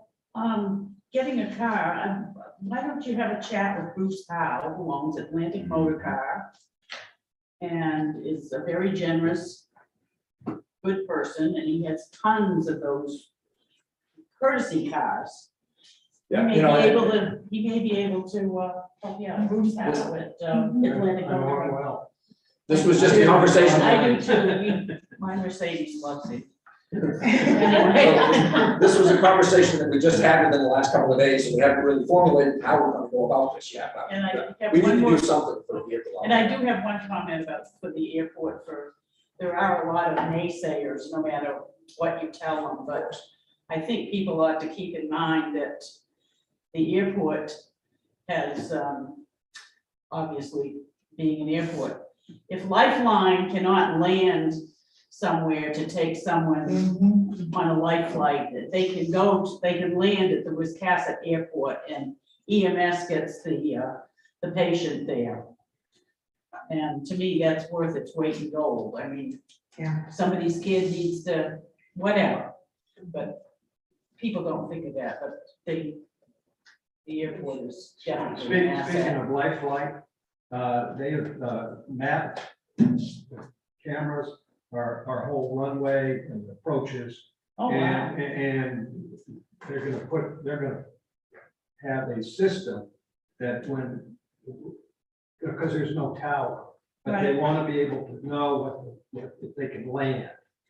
And with this system, they will know that. But the beauty of that is all of the pilots that are coming into Wisconsin are gonna be able to have access Access to the same equipment. to the Wow. same equipment. That's a huge benefit. That is. Yeah, that's a big deal. Hmm. That's a huge deal. Does Wisconsin Ford have car rental up there? Enterprise rent a car, I don't know, They don't right they're not, They don't? yeah, no, not. I don't think they have more than 2 cars to rent. Well, we rent quite a few through Enterprise, and that works great. But what we're talking about It's a is permanent a vehicle. loaner, is a permanent vehicle, and it's a loaner. It can only go out for 3 hours. And over a period of a day in the summer, you could put that out 3 times at least a day and bring people in to the town. You know, they land, they pay rent fees, they pay the rental fee, it's all right there. It's, Go downtown, have something to eat. Yep. Contribute to the local economy, and it absolutely they does. leave and the next guy comes in. Yeah. But you know what, it's also one more thing that we have to take care of. Thank you. Any other comments or questions for the airport? Well, I was also thinking, Rick does a good job of keeping the gas prices out there competitive, so that could be a boon for us, especially after the airport, the runway gets upgraded. We're gonna have a bunch of pilots coming in who wanna land on a brand new airport to buy our gas. For a whole lot cheaper than front. And we make money on it. Yeah, that's- All right. Thank you. You're welcome. All right, move on to wastewater.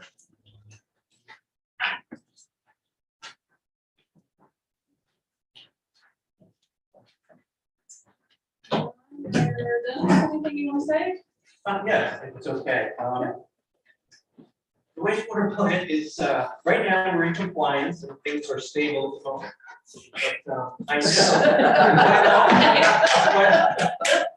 But I know. Wastewater is sort of one of those things that sort of flies under the radar all the time. And it's always there, but you don't hear very much from what's going on there in the select board meetings and in public meetings. But that's probably going to change soon. And Dennis, of course, knows this because there are some things that will be happening that are reflected in this budget, but are fluid at the moment. And some of those things include the escalating surcharges on bulk chemical deliveries. We disinfect our effluent bylaw, and you know, we get these emails from the companies that are supplying. It's like, okay, your fuel surcharge is liable to go up as these prices continue to rise.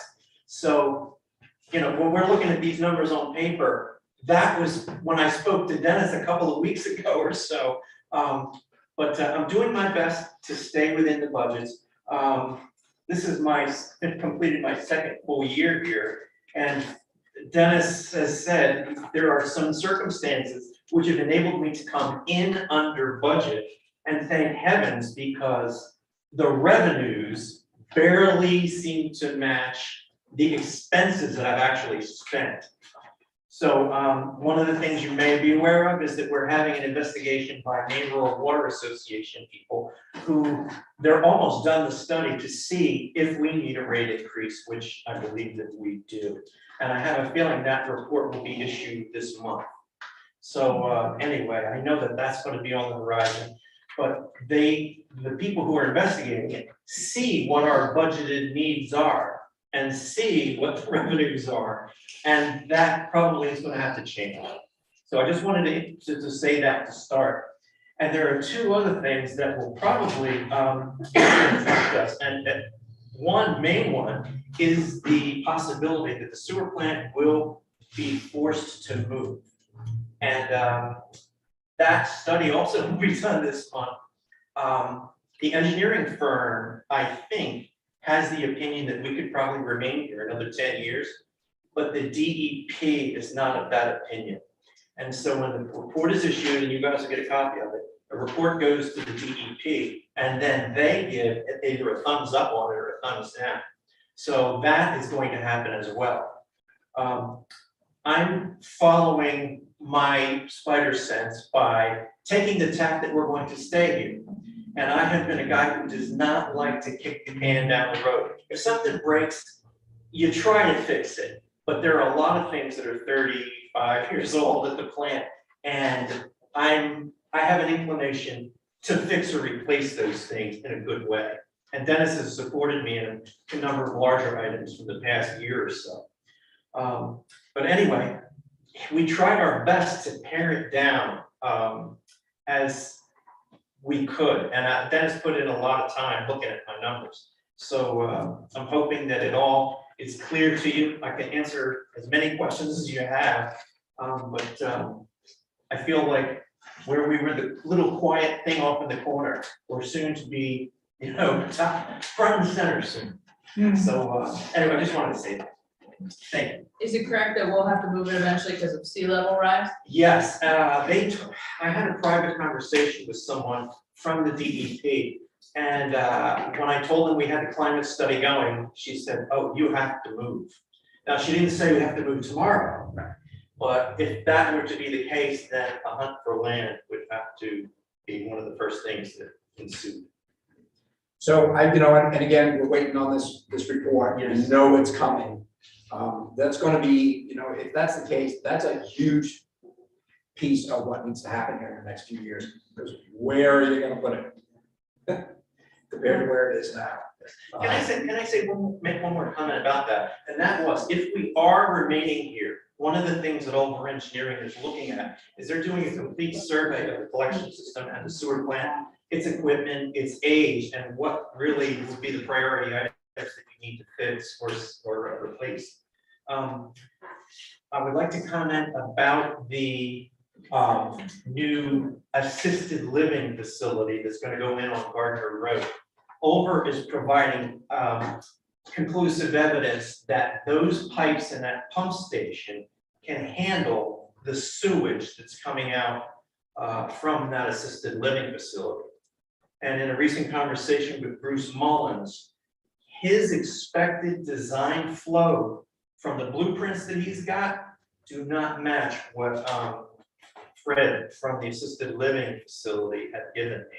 So I'm meeting with Fred Friday to hammer those numbers out, because his impact fee would be based on those numbers. And if that pump station can't handle the flow, it has to be upgraded.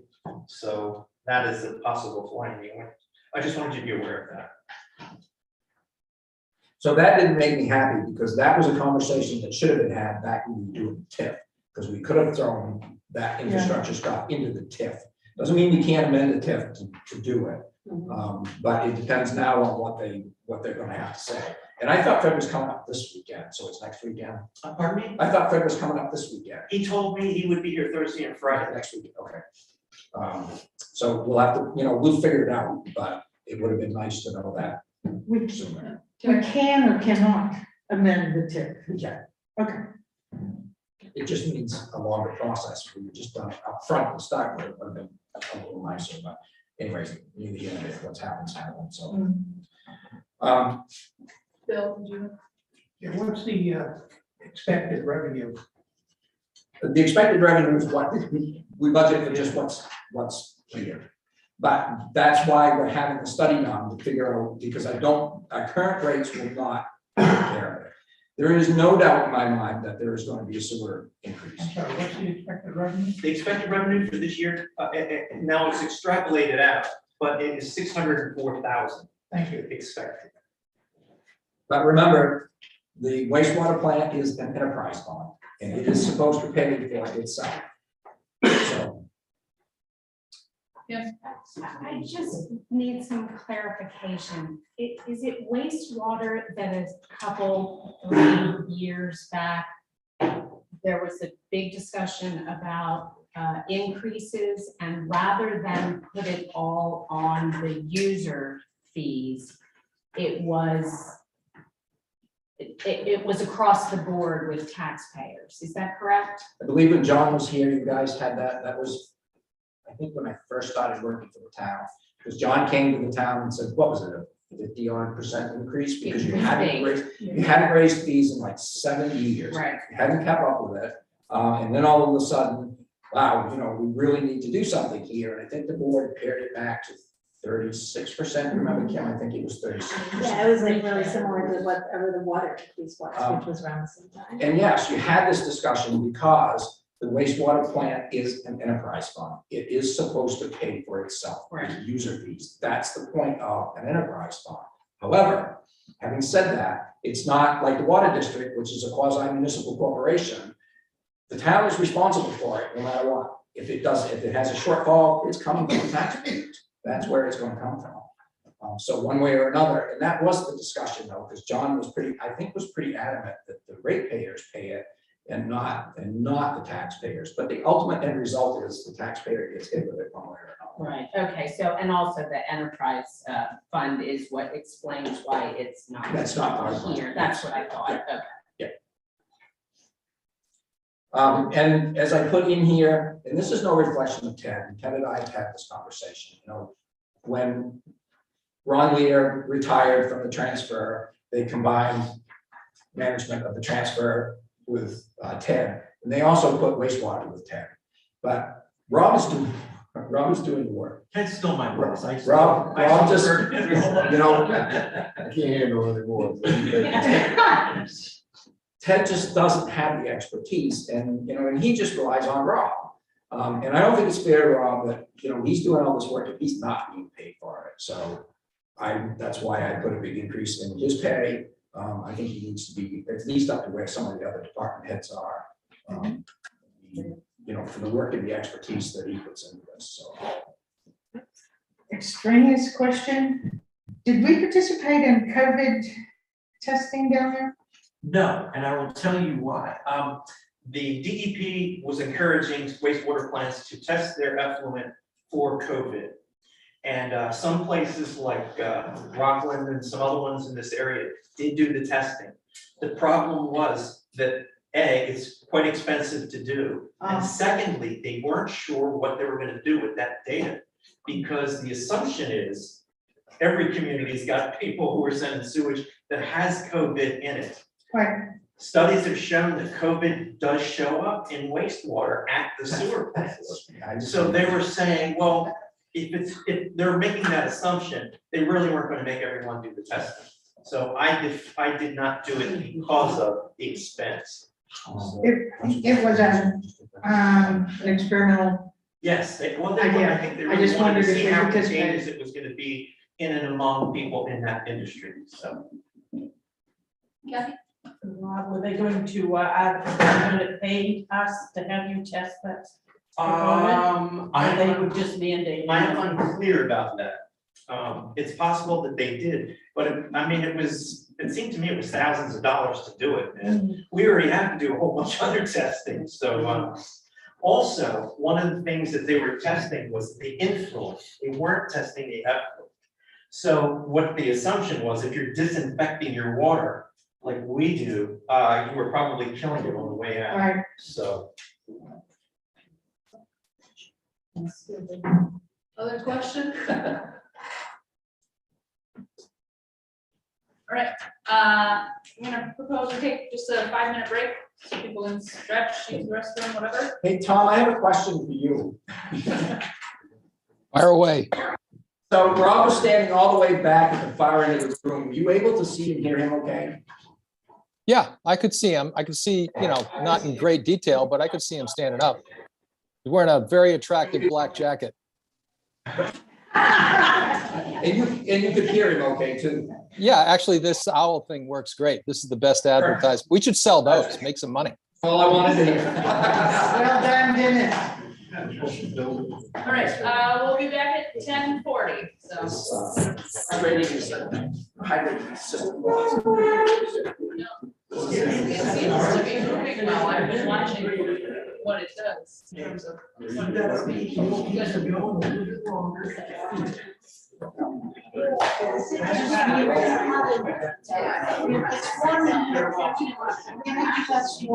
Yes, I was just gonna. We did find one of the ones back here, so we're not-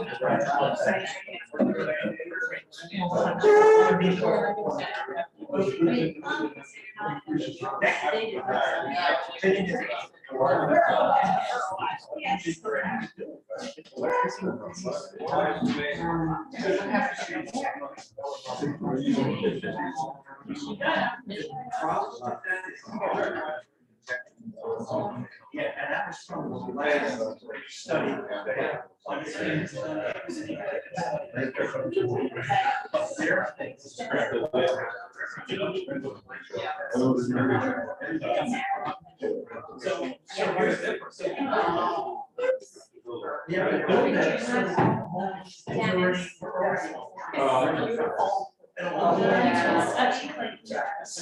Yes. It's possibility.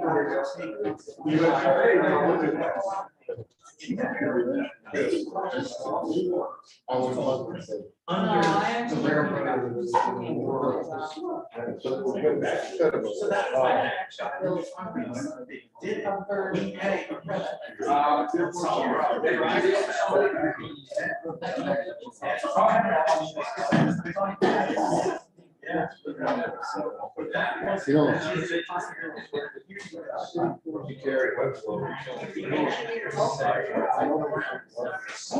yeah.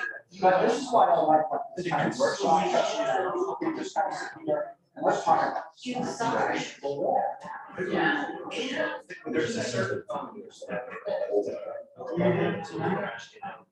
And we have. That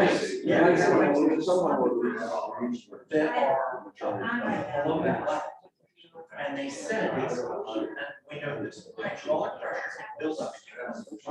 Let's say you have 10-foot wall, that increases the ground pressure. One time,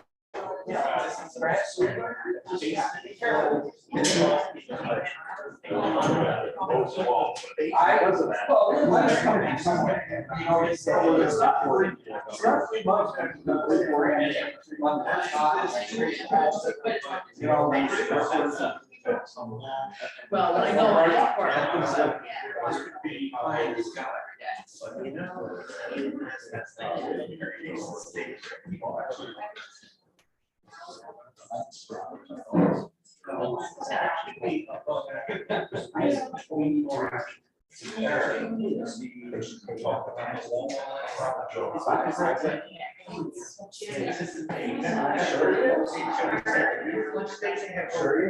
water level comes up 10 feet below the airport.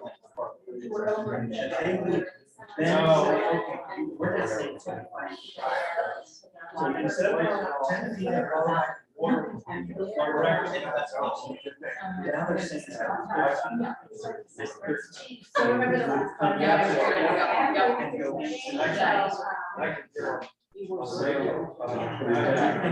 Makes the station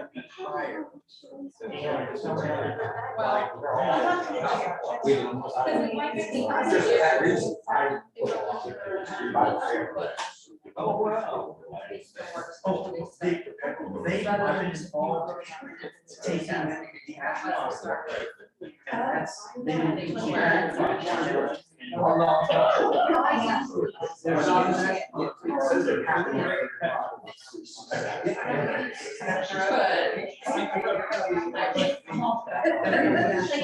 No, yeah. No, I don't buy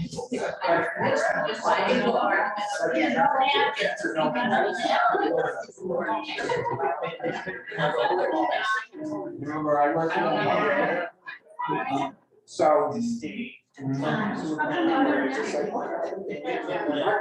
organization. Yeah.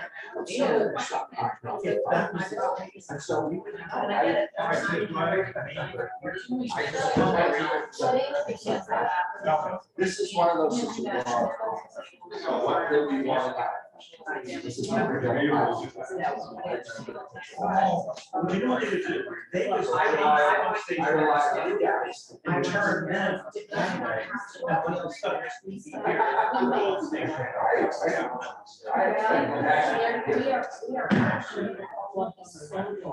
Oh, yes.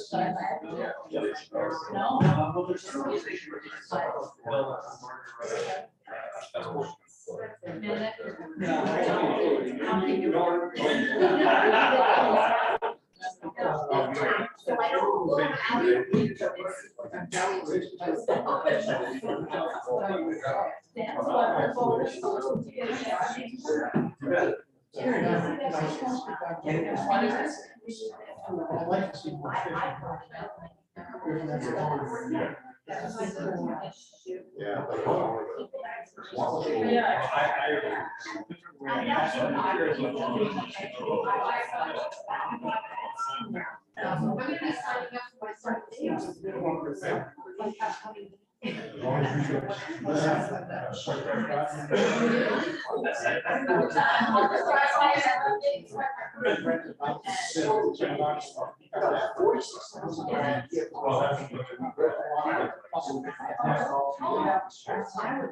How you doing?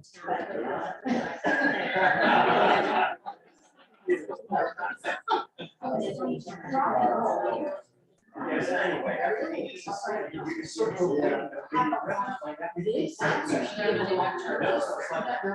Okay, you might say.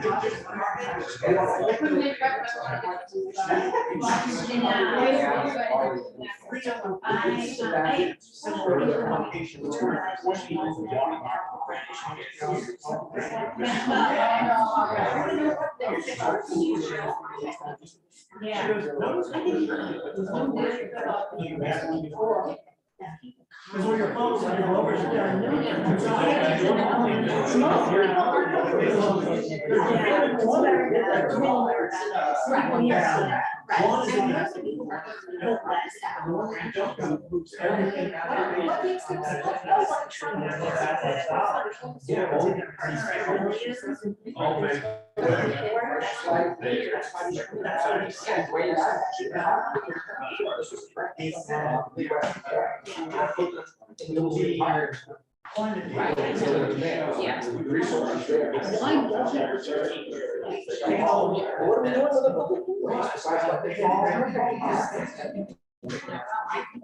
Yeah, but I don't know, I think that.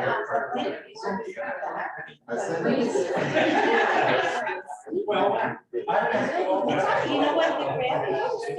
we don't.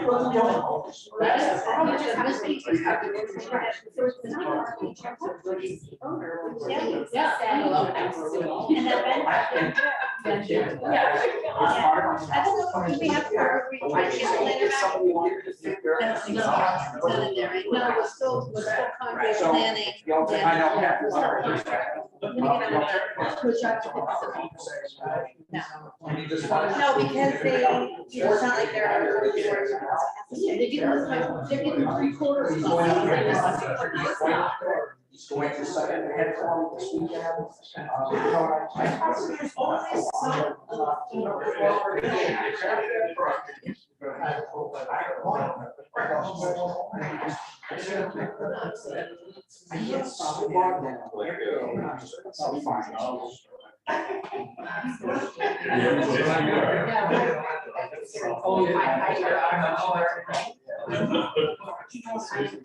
Gotta pick one.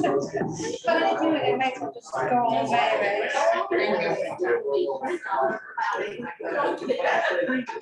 All right, let's bring her back. You guys didn't even notice the lights.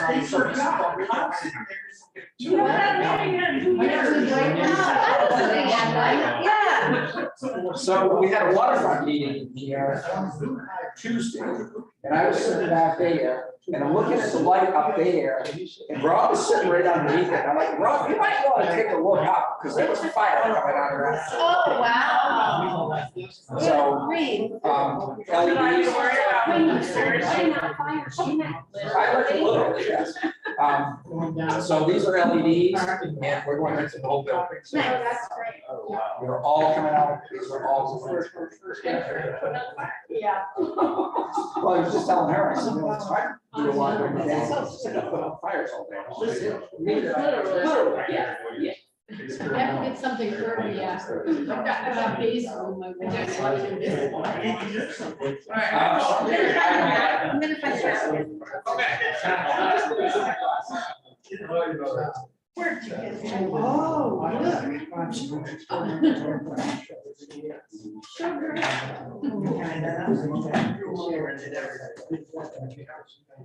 Everything's taken campgrounds.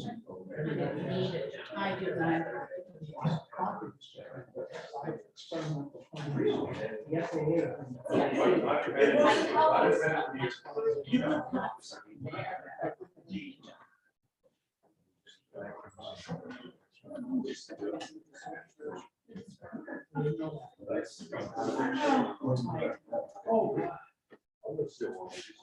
We had.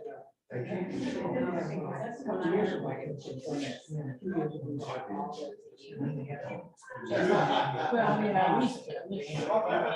couple of years ago. Well, yeah. What? I think, you know, we've submitted our budgets. The meeting is here next. In other words, I don't have any questions on Thursday. They're okay with at least the meetings. So does this then go on to? Yes. Is it okay? The select board? We'll do this now. Okay. And then where we said, where we. Oh, wow. It's my training.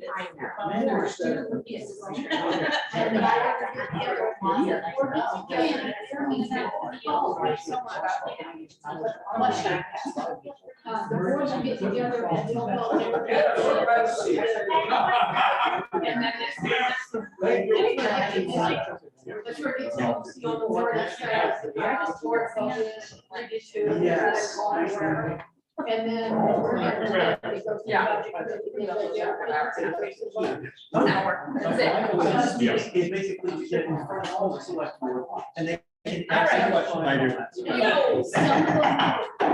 All right, let's get going. Yeah, figure out how you're gonna have to cut your other hours.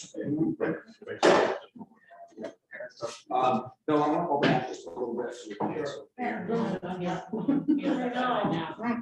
Thank you for opening the window, Dennis.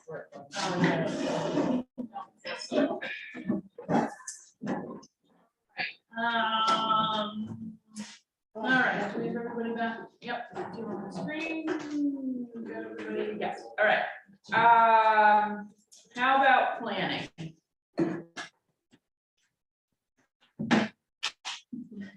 Yes, Pam. We love it. Pam on planning. We need more planning than we have right now. A lot of the discussion this morning has already been on the need for people who write grants and the need for finding out where we want to go and what we want to do. And not having a town planner is a real detriment. I agree. I had one question that sort of precedes that.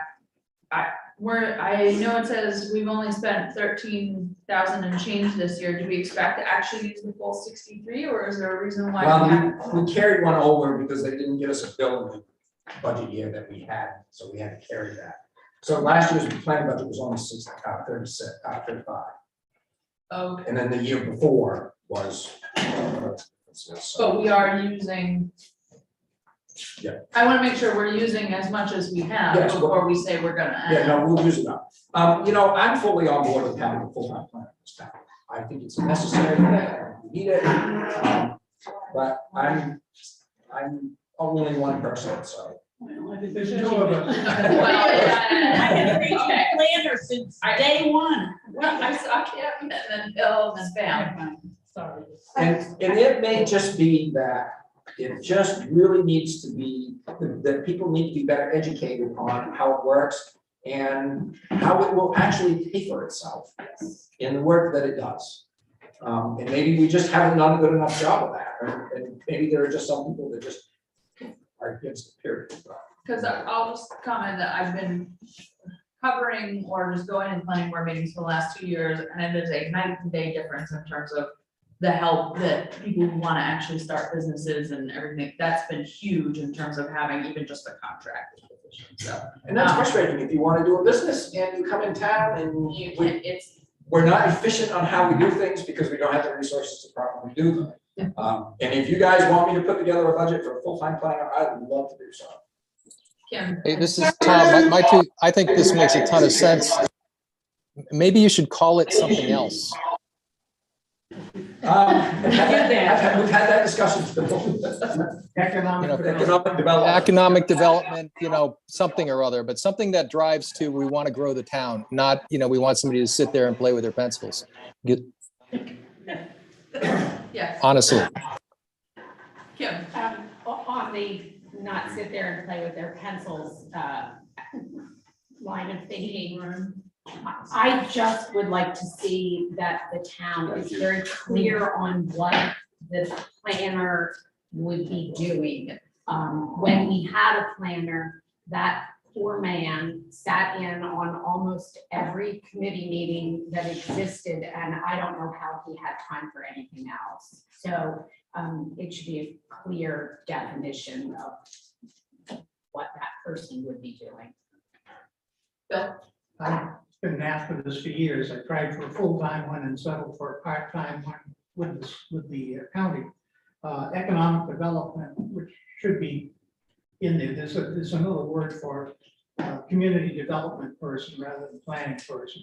And they would do planning and economic development. You gotta have someone to do that. And also that under the TIF plan with the Swedish company, I'm not Swedish, and I can't pronounce the name.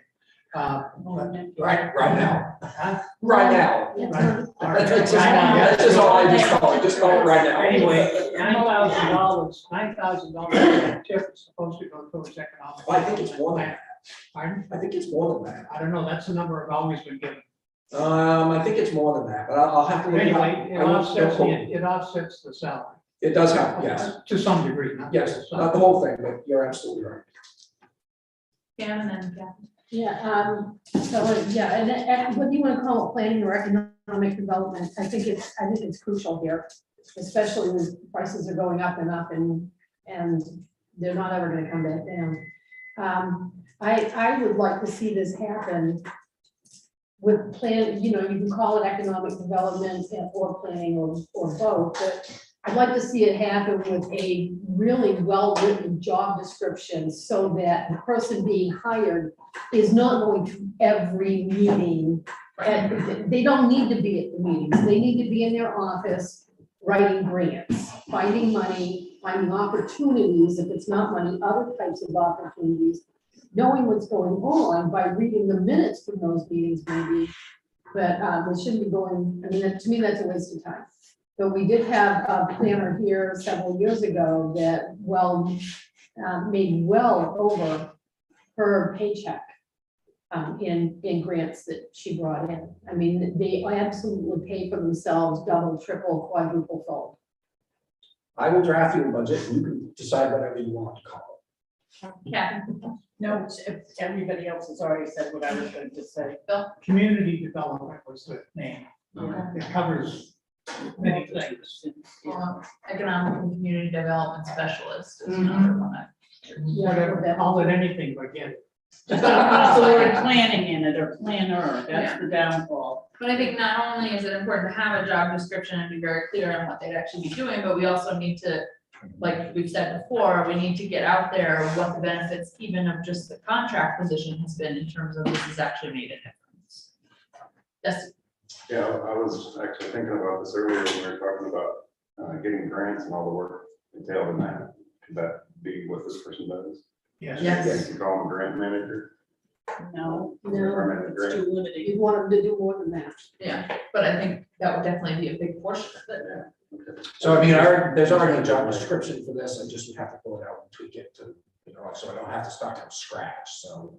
I mean, it won't, that's a very easy thing to do, Bill, all I say. The important thing is we need economic development to help spread out the tax base. Of course. Because otherwise, the people that are here are just gonna be spending more and more and more, and forcing people out of town.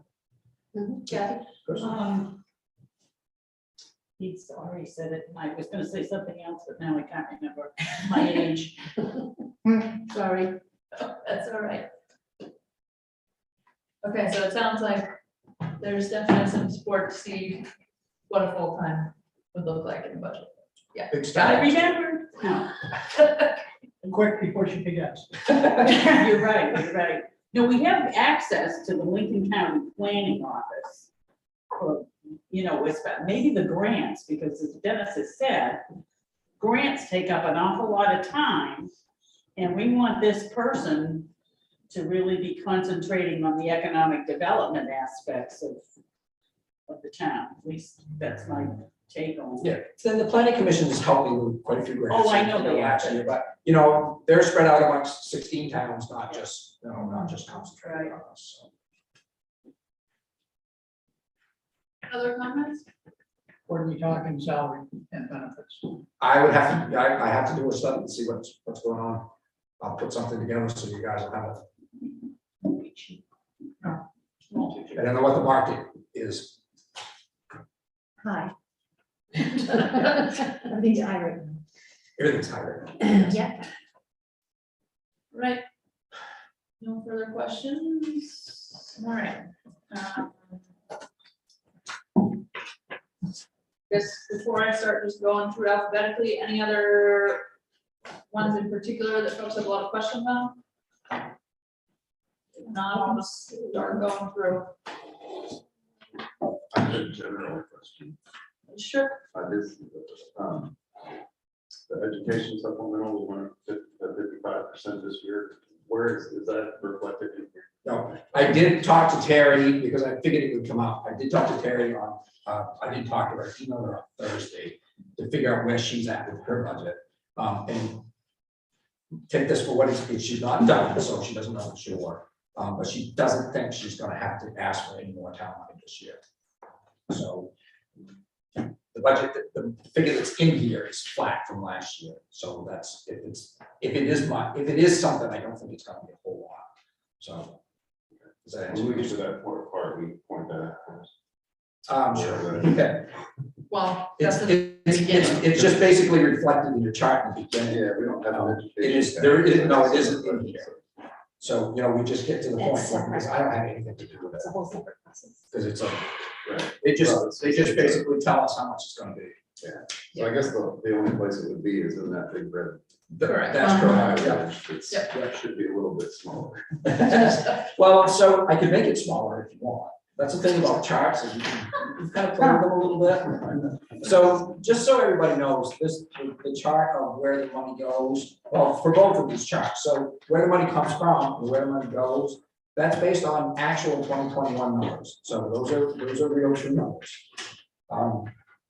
The chart on where the money goes is after departmental revenues. So back when we were talking about Parks and Rec, how we put those revenues on there to show the offset, that's after the offset. So that's EMS. So the two biggest, Parks and Rec is your biggest, and then EMS, and then some of the small ones. So that chart does take that into account. So if you put the gross, go back, put the gross budget in there, I can make that education line smaller. Yeah, I had a question on contingency, if we can look at that. Yeah. It looks like every single year contingency is maxed out well before the end of the fiscal year. So. Not this year.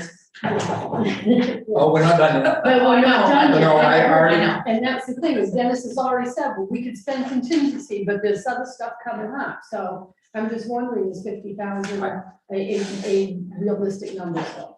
If you look back over longer term, yes, there aren't many years, but there aren't any years that you've actually exceeded that. Okay. And we had this conversation last year because we started at 30 and we spent 30 the year before. But remember, that was to pay off Falvey, that was for one thing. Right. But we upped it to 50 this year.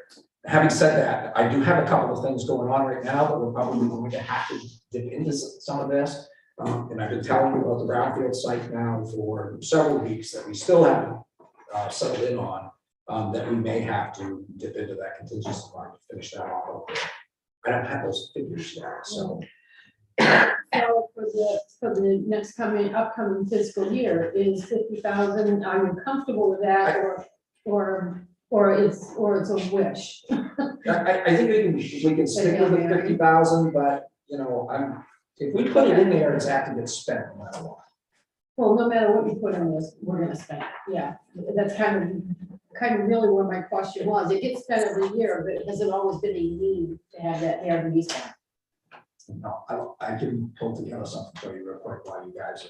Yeah. Maybe I can discuss something else. If I can do my computer. Yeah, on that topic, Dennis, I mean, just to the point earlier on gasoline, gasoline could blow this budget.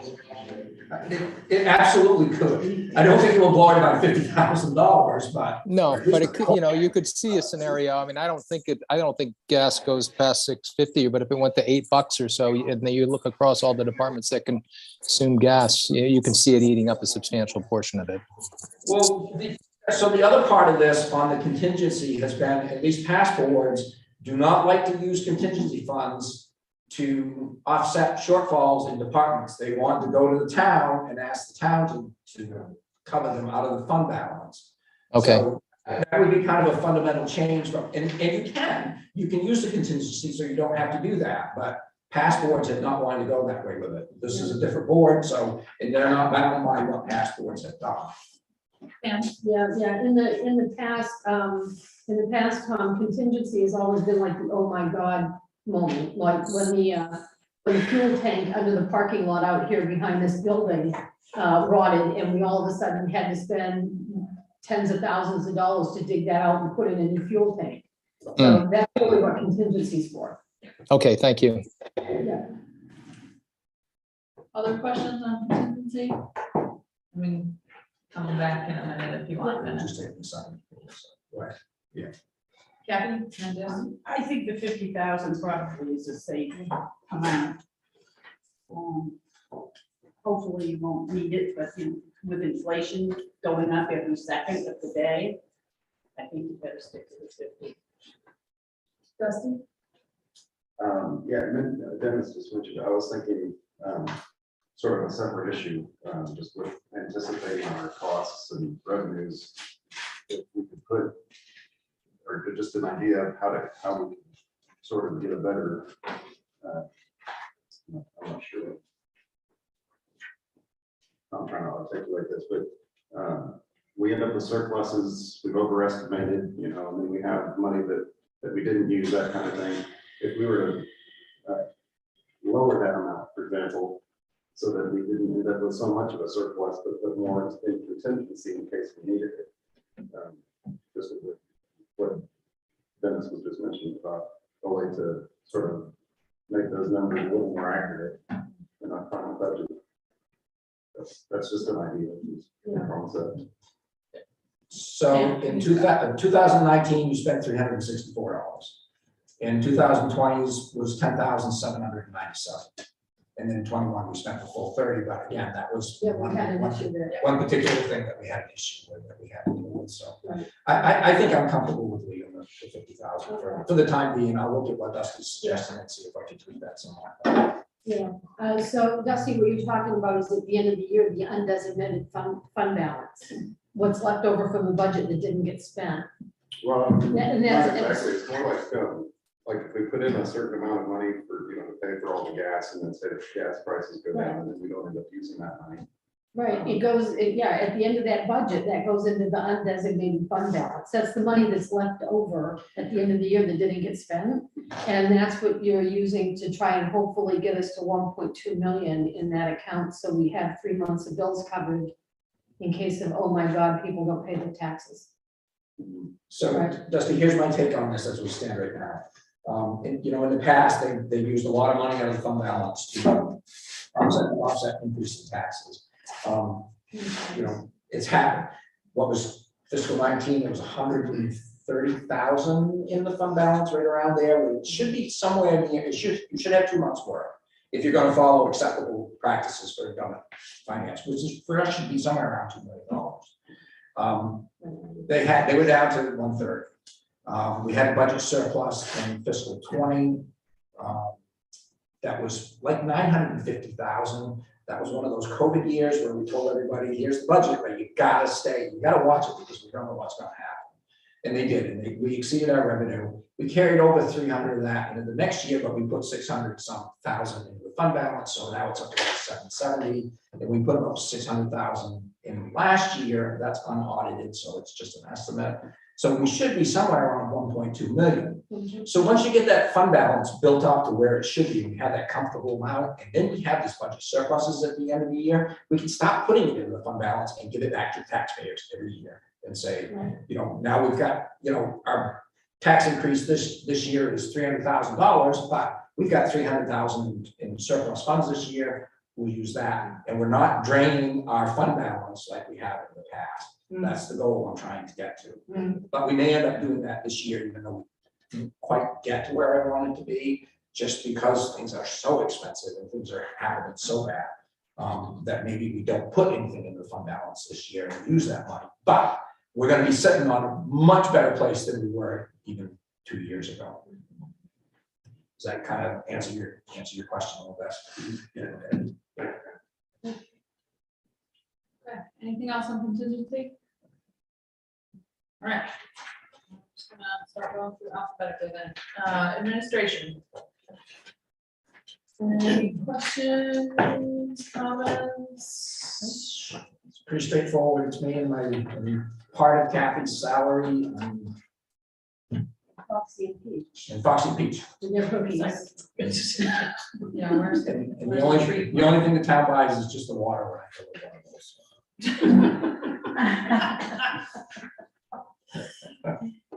Just keep track of Yeah, that's right now.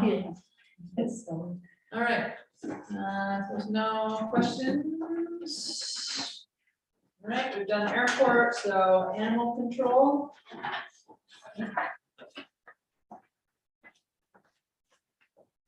Questions, comments? I have a question on travel and meetings. Is that just what is?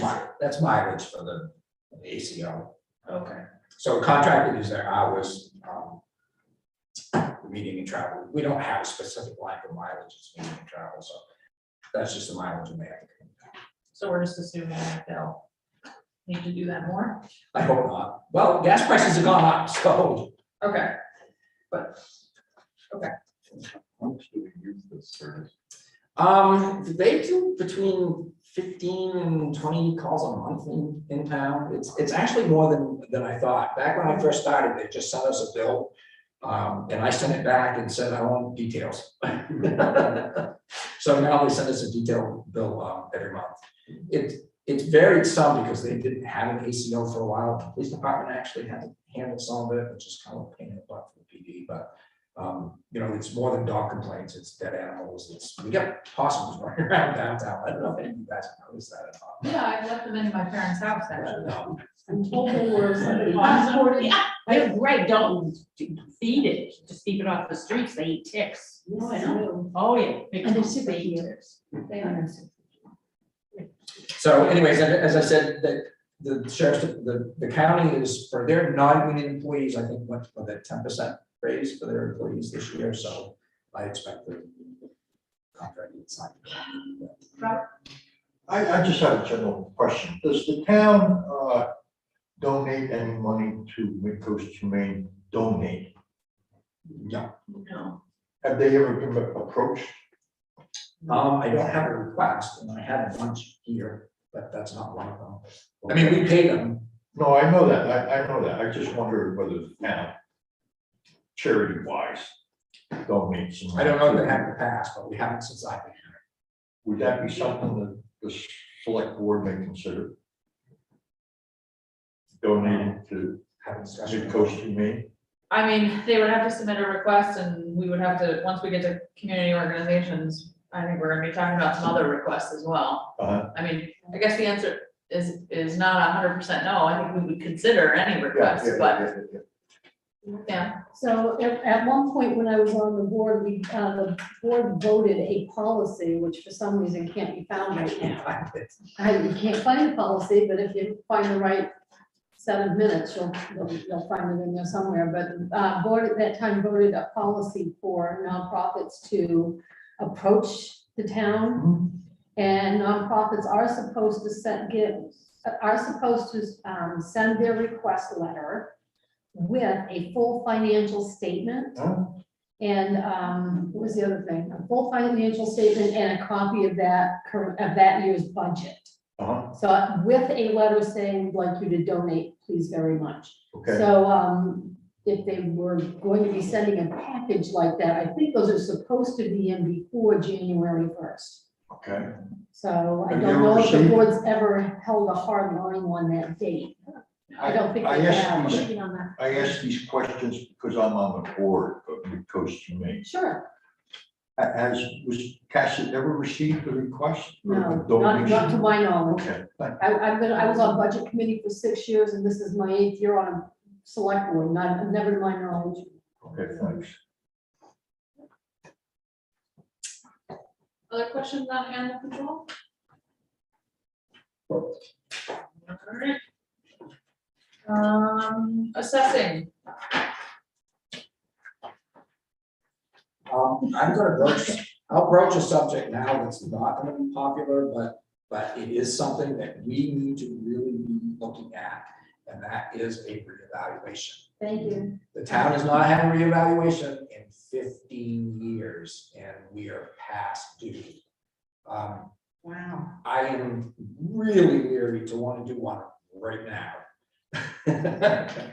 Because residential values have gone totally through the roof. Commercial values, not so much. And I'm afraid if we do one now, we're gonna see this really huge shift away from commercial rental. But we really need to think about doing this in the next year or so. Yeah. So can you do an assessment discounting the change in prices since 2019? That is something that I would have to talk to the assessor about. I don't know. the answer. Yeah, so could we go as far as 2019 or what values were there before COVID said everything stupid? Maybe, I don't know. Waldeboro just did a reevaluation over there. And I've heard some horror stories of people's taxes going up 2 and 3 and 4 times from what they are because of the values. But their budget, like ours, is up, I think 15%. So. But anyways, I just put that out there right now, so you have it in the back of your head, because when we get to the Capitol, we'll have to talk about that. Questions, comments on assessing? Okay, seeing none, boards and committees.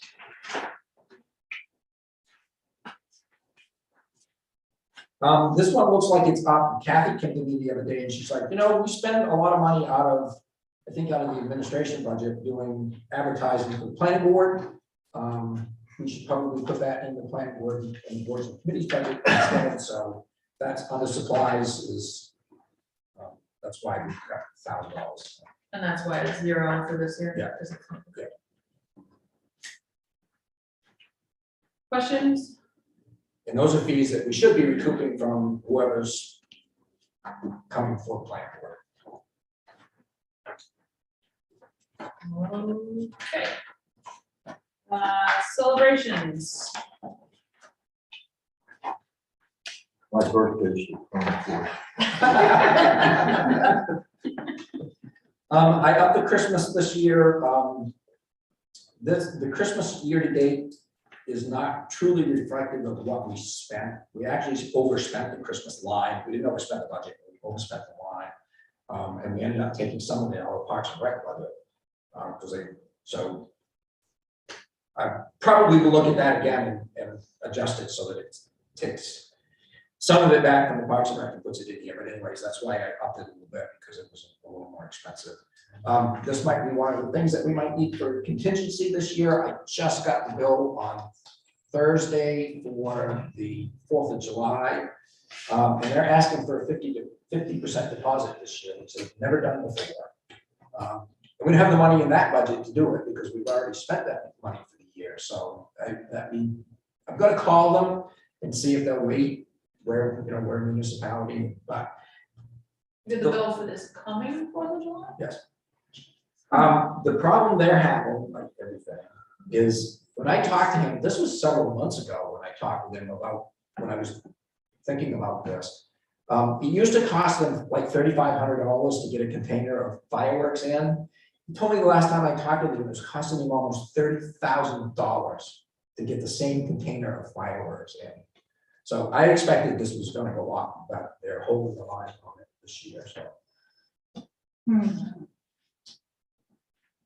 Can I just add something about the celebration fund and why the cost went up this year? And that was because people wanted all of the little trees. Oh, I didn't mean that as a criticism. No. I didn't take it as criticism, but I wanted it understood that the design changed because there was community request for returning to the idea of little trees lighted up along. The town did do that for years. I remember. That was what I heard, and so Years and years. And it was it cost. It looked nice. It And looked I would nice. like to say I fully supported having the town tree lit until only a couple weeks ago.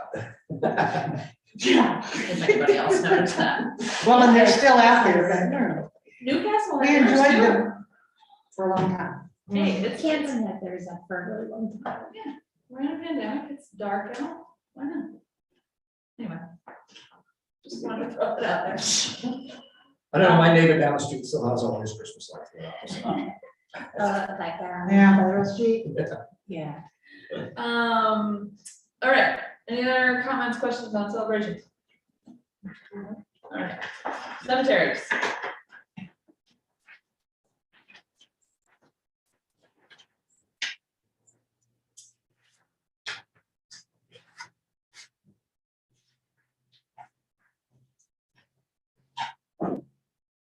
Questions, anyone?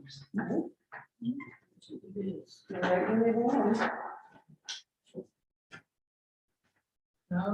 Okay, hearing none. Moving on to clerk.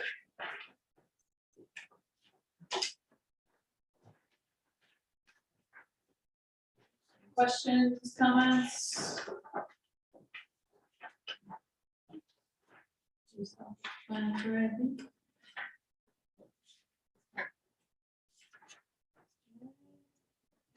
Seeing none, one.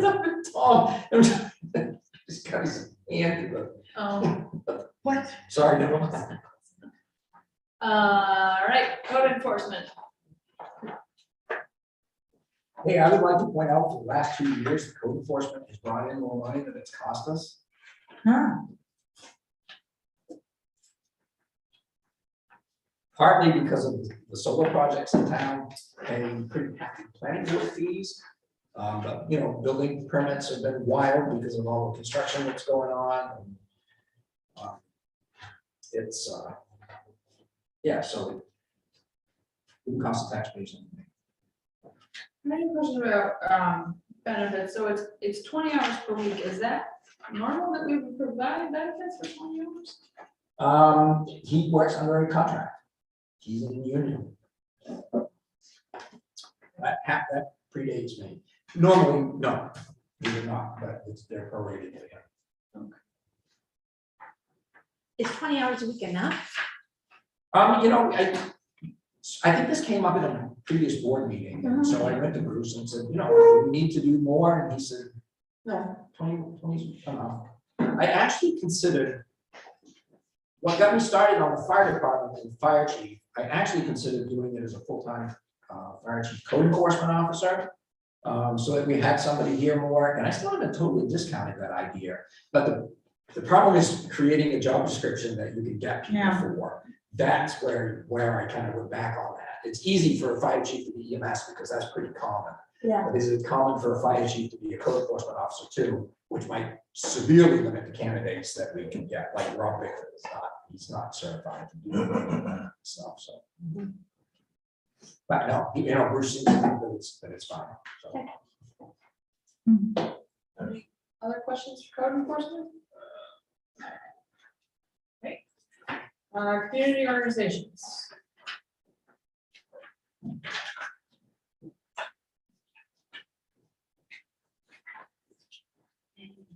So the community organizations are the ones that you guys have traditionally, well, so you guys, previous boards have traditionally wanted to support. We always get other requests that I think at least need to come to the board for your consideration. What you want to do with them is up to you. I don't know that every town manager's ever done that. I didn't do it last year because I just was told, well, these are the ones that we support. So first off, the library has their $57,250. Last Thursday, I got a letter from the library asking to up their request for this budget to $63,000.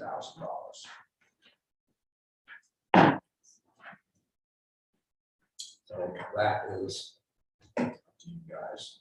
What was that number again? 63,000 from 57 to 50. So I see that you put in here though 57. Are you recommending that we keep hold the line? Yes. Why? Because we're already here. We're into the budget. If you wanted more money, you should have asked earlier on. But that's just, again, I work for the board, they don't work for me, so.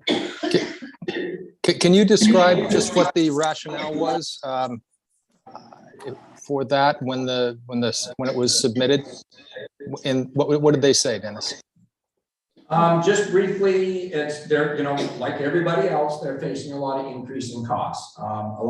Some of it is labor costs, that, people can go to work for McDonald's and make more money than they can work at the library, which is the argument that we've used here. I mean, they have a valid argument. I don't have a problem with that, but I just, we usually set that January deadline, and it's come and gone, so. Yeah. So, full disclosure to everybody who doesn't know, I'm the director of the Wisconsin Public Library. And yes, the letter came in, the library trustees did send in a letter of request. And it is a flat request from a couple of previous years. So they've been flat funded for, this will be the third year in a row. The library in the previous 2 years voluntarily cut their budget to try and save taxpayer dollars. Unfortunately, with all the increases, as we've said on all of these other budgets, the increases in everything from fuel costs to the cost of paper to even turning on the lights have gone sky high. So the trustees did, and I'm not a trustee, I'm just a director, I'm an employee there, but the trustees did discuss that. Since we've cut the request several years in a row, and looking back in history to when the town used to supply $140,000 a year to the library at one point. And we have voluntarily cut our request over and over and over again through the years. As the library's endowment grew, they thought it would be reasonable to ask for a small increase this year. Yes, and this is Tom, and full disclosure, I am married to somebody that's involved with the library. So I don't want it to appear that I'm advocating without sharing that information. But I do know that they are pursuing all sorts of other grants to close their budget gap. So it's not as if they're coming to this lightly. I know there's been a lot of serious effort to look at other alternatives which don't exist. So, and it is a critical service to the town. And so I would just advocate for supporting it. And I add one other thing, is the total budget for the library, when you're looking at a request for $63,000, the total budget for the library is over $230,000. So what we're asking is a, reasonably small amount of money for us to supply the full business, and if this belonged to the town, these would be union employees, and you'd be spending a lot more than what we're spending to run that facility. And then I'll leave it alone from there. Do you have a problem? Yeah, I just wanted to throw in vote of support, and I'll disclose that I'm the father of a child who was treated wonderfully at the library. And I very much appreciate that, but also just some customer feedback. I don't know how many books you sell in the used bookstore. They can charge you $1 each, and I pay more. Yeah, Yeah, a dollar for charge is paperback, $2 for trade paperback, and $3 for all hardcovers. Right. Kathy? Very reasonable. Well, and the used book room is kind of under the umbrella of the Friends of the Wiscasset Library, of which I am a member. Have been for years, and that money that the used book room makes is, we put it in our own little budget that doesn't, it's not part of the library's budget, it's ours. And we will make repairs, for example, the children's library, I think we put carpeting, get that good carpeted, carpet back. The used book room itself used to be a hodgepodge of what I call early quartermaster metal shelving, and it was just a mishmash, and we were able to do our fundraiser, the fundraising we do, which is an annual event. But anyway, we had that all redone. We were able to avail ourselves of the services at the Two Bridges Regional Jail. And they had that probably not now, but an industry program, and they came out, measured, and they built all those shelves that are permanently there, and we probably did recarpeting, I don't know, we paid. So that type of thing does not come out of the big budget. We do a project every year, or we try to do whatever needs to be done. It's usually with the lobby, where you go take out your books and you sign out. Circulation desk. The circulation desk, thank you. That needs to be replaced, actually. And that's, I think, probably the thing that we will be looking at, hopefully for this year. And every fall on Labor Day, we have what we call bands for books. And it's usually at my place. And we have a band, live band, a silent auction, and tons of hors d'oeuvres, and 2 cash bars. And last year, I think we made over $5,000. Hopefully, we're gonna do it again this year. Everything's all lined up for it, the tent, everything, so we just need good weather and people buy the tickets. So I would like to say I'm in favor of this 63,000. I know it's a bit over what is on there, but I don't know, I think reading is fundamental. And kids, having gone through this pandemic mess, need probably more help than ever. And the children's library is terrific. And that's my spiel. Sure. I'm actually a parent who uses, my child and I both use the library, so thank you for that. And especially with the increase in cost for books, it's something that we utilize even much more than we used to. And I feel like it's a worthy investment in our town. If we can't fully fund our library, what are our foundation values? So just a thought. Is this where we would? I was just gonna say, we do have a pile of other ones, so I would suggest that before we make any directives to change things, That's we what I go wanted through to all ask. the rest of the. Okay. requests. So I apologize, I probably should have copied all of these and gave them to you ahead of time. But to be honest with you, I got really cheap and said, I'm not wasting any more paper. So, That's really Cheap is good. so we went through a lot of paper this year, and I'm just not doing this. So I'll set that one aside for now. New Hope for Women, who we always do every year, and they have always asked for $1,515.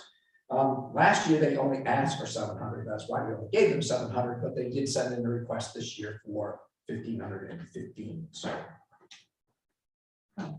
I also don't want you to waste paper, but I feel like You can have, we should probably all read the letters.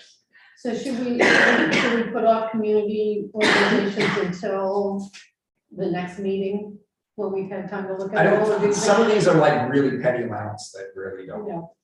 that's up to you guys. We used to do more, and I feel like it was my first year on the board, and we decided just to get rid of a bunch of them. The board. That is what happens. Yeah, they were like, nope, we're not doing this anymore. Just- Not me, I was like, no, let's fund them all, but, I got voted down. Yeah, it was, when I was on the board, there was an extensive list of charitable organizations, and what the board had done at that point is each year as those were voted no, they were not put back on, and they were not, and that's why you thought they don't add anymore. And that was a discussion that, I don't know, 10 years or so ago, that as organizations were voted no by the voters, that they would never put back on, and they were not going to add any additional. The one board can't be held to a previous board's decision, especially on board from 10 years previous. Yeah, there's all different people here Yeah, now yeah. who might wanna support things. So, yeah, if you guys want me to Talking about copy 30 these cents and on each just basket. save this for any discussion, I won't go all. I mean, how others feel, I mean, I've seen the library letter because I'm a corporator, but like, I don't, others have, I'm a corporator. Dennis, can you just read who the group is and what they're asking for? Yes. Yeah, go ahead and do that. So Senior Spectrum, which is what I was passing around now, they do programs for seniors and disabled seniors in town. They're just looking for some funds to help with their programs. They value their services to Wiscasset residents at $24,251. They're asking for $1,950. The services are already provided to our seniors. This one was a little funky to me. It's from the Waldo County Community Action Partners. They're asking $239 for transportation. But reading it, because it is in Waldo County and it doesn't have anything to do with here. But what happened was they took over for coastal transportation, which used to cover Knox, Lincoln, and Waldo County. But they didn't change the name. So they're looking for $239 for transportation services for the town.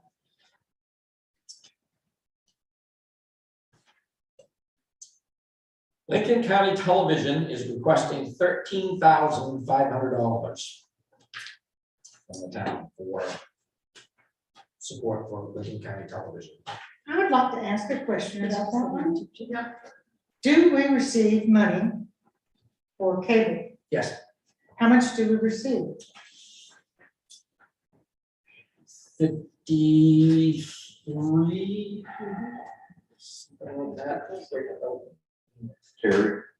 Terry, what was that?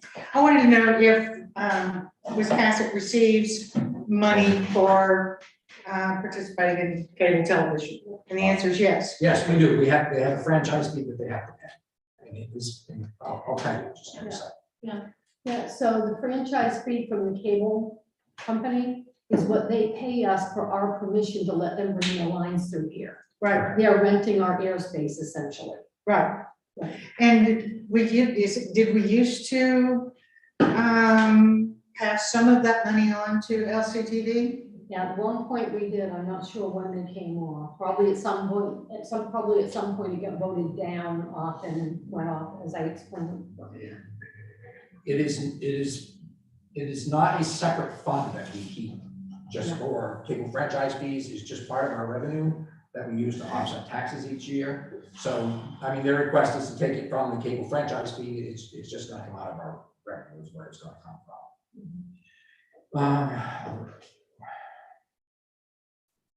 I really would support passing through some of that to LCTV in support of their service in this whole community. It just makes sense to me.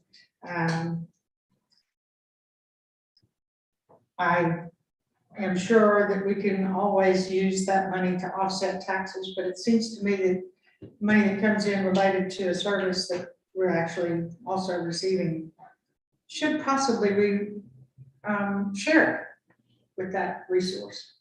and maybe Kim knows, or Pam probably, wasn't there an issue with, They refused to broadcast our meetings.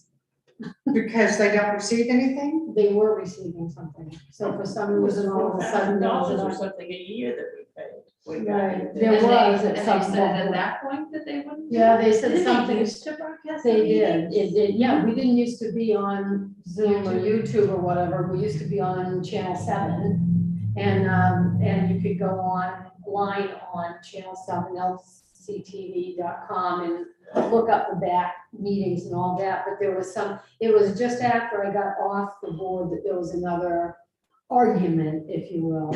Okay. There, that they said, we're not showing the meetings if you don't give us more money. It sounds So like we an said, If we don't give them more money? Yeah. So they wanted did back more- out yeah, when they wanted were more- being- They wanted more. Do you know how much, do you remember how? That was That's the right. year I think it I was was, 13,000. that was the year I went off. Well, but there was at a, least 4,000. I remember that figure from way yeah, back. but there was one person there. that- 4,000 Yeah, a year Yeah, for that service? when they backed, at least that, but then They- they backed out and said, we're not doing it anymore. even though we- Because, were they trying to, I'm sorry. I don't know. Okay, did, so what started the whole thing is they had someone working there that was coming in and arguing with the board fairly regularly, almost every year at least, remember? That she said that that money from the franchise fee should all be going to LCTV, and the town was like ripping them off by not passing it on to them.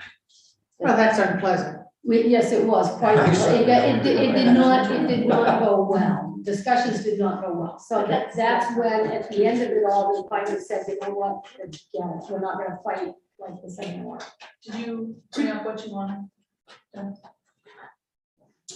yes, so last year we brought in a total of $52,028 cable franchise fees. So I believe it's 5% of their gross revenue that they have to kick back. Okay. If we could just put it on the table to discuss somewhere, I wonder if we would not benefit from resuming that service so that we would have a live channel to everyone in this town. I know, but not everyone does YouTube, not everybody does Zoom, all of that, but everybody's got a TV. I would also wanna know. I don't think I do anymore. I don't think anyone over the age Yeah, I of would, like. if we're gonna go down Wow, that I stepped in it. route, if we're gonna go down that route, I would wanna know what the viewership is. Why wouldn't we be able to know what the viewership is? Well, but I'm saying, I wouldn't wanna go for putting money in the budget without knowing how many people are actually watching Looking it. at, and we could probably get that. I'm just, I was just interested in that. We've got a public television station that really doesn't serve the government part of this town. And now I know why. Well, I know part of the story. It's just something that's been in every community I've ever been in, which is a whole one or two, but makes sense to me. And I just ran out of juice. 42 webs, yes, I did. On we go.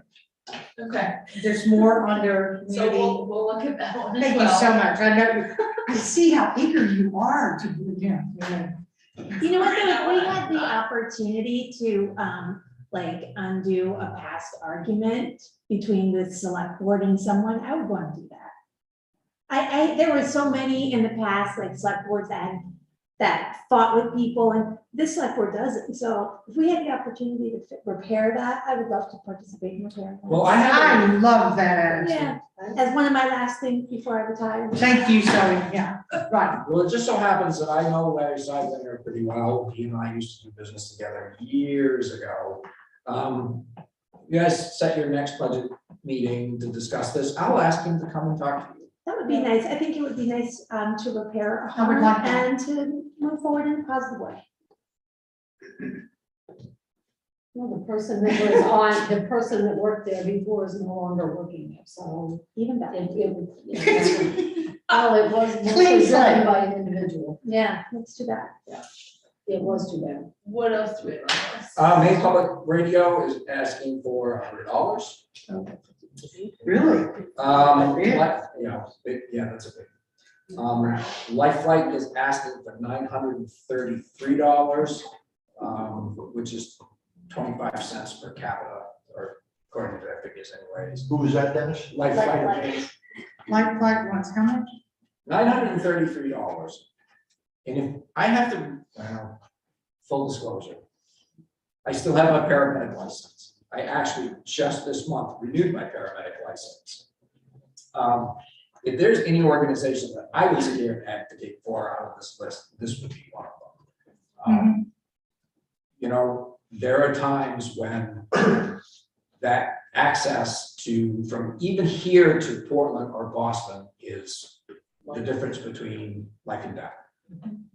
And for $933, the town is going to benefit from this greatly. So I would ask that you consider in your next. Makes perfect sense. Kathy?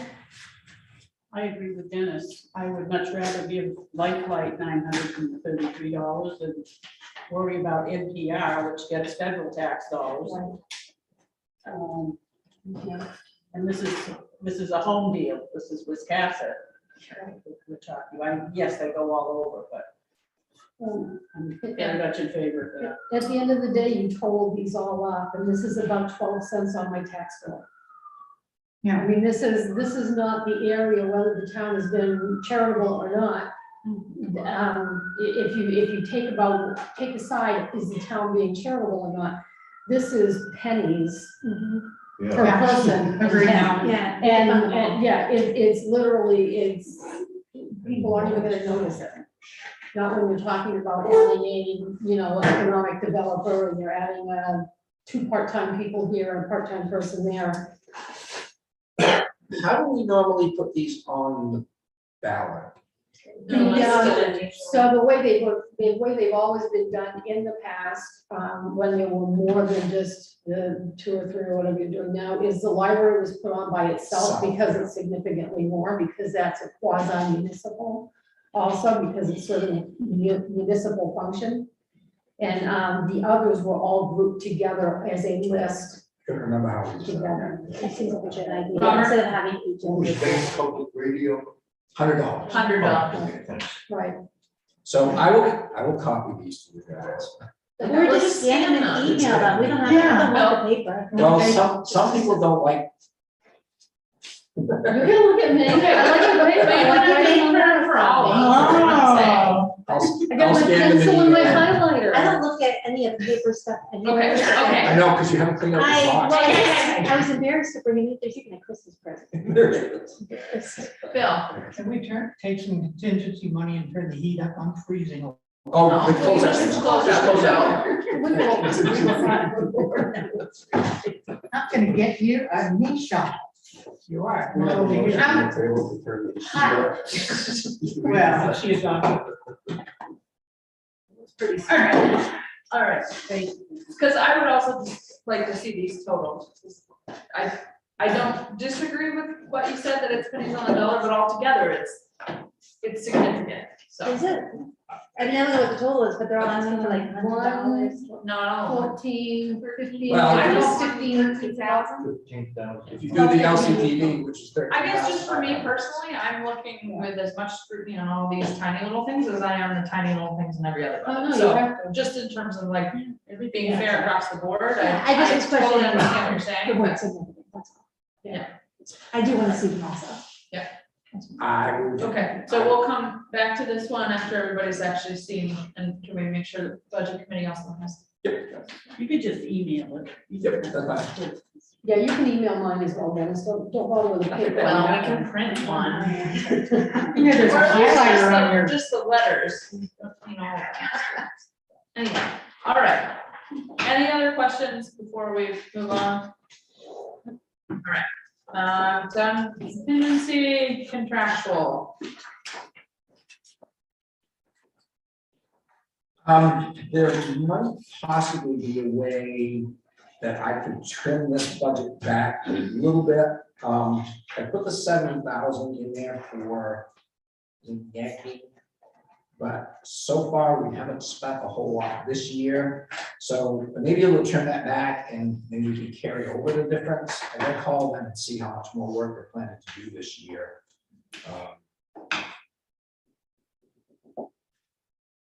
To see, because we have 70,000 in there now, and we're getting down to the end of the fiscal year, and we've spent 7,500 of it so far. And so we might be able to just trim that down, but then you would have to carry it over the next year, so. But that might help with this year's budget just a little bit. I'll have to talk to them and see. Questions? And otherwise, I did up the legal budget. You know, we have some things in the pipeline that I think we're gonna need to spend, blow not block, probably being one of them. Legal comes out of this? Yes. Yeah. Okay. Yeah, I'm surprised it's not 100. Questions? Right. County tax? Yeah, I just put that in there for discussion purposes. So she didn't get to do that as to what it's actually gonna be. I know their budget was up this year, so it's, you know, it's gonna be something. Hopefully by the time we get to, at least our last budget meeting, she'll have a firmer figure for it. Questions? Nothing we can do about it. Nope, pay it. And that kind of creates some, you know. Okay, debt service? Same thing. Yeah. We have to pay our bill. Elections.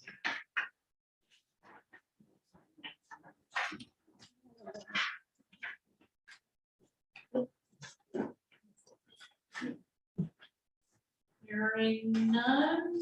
No. Okay, we did EMS, we did fire, finance.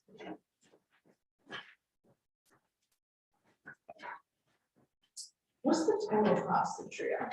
I know it's divided up in. I think I had it sitting on my desk.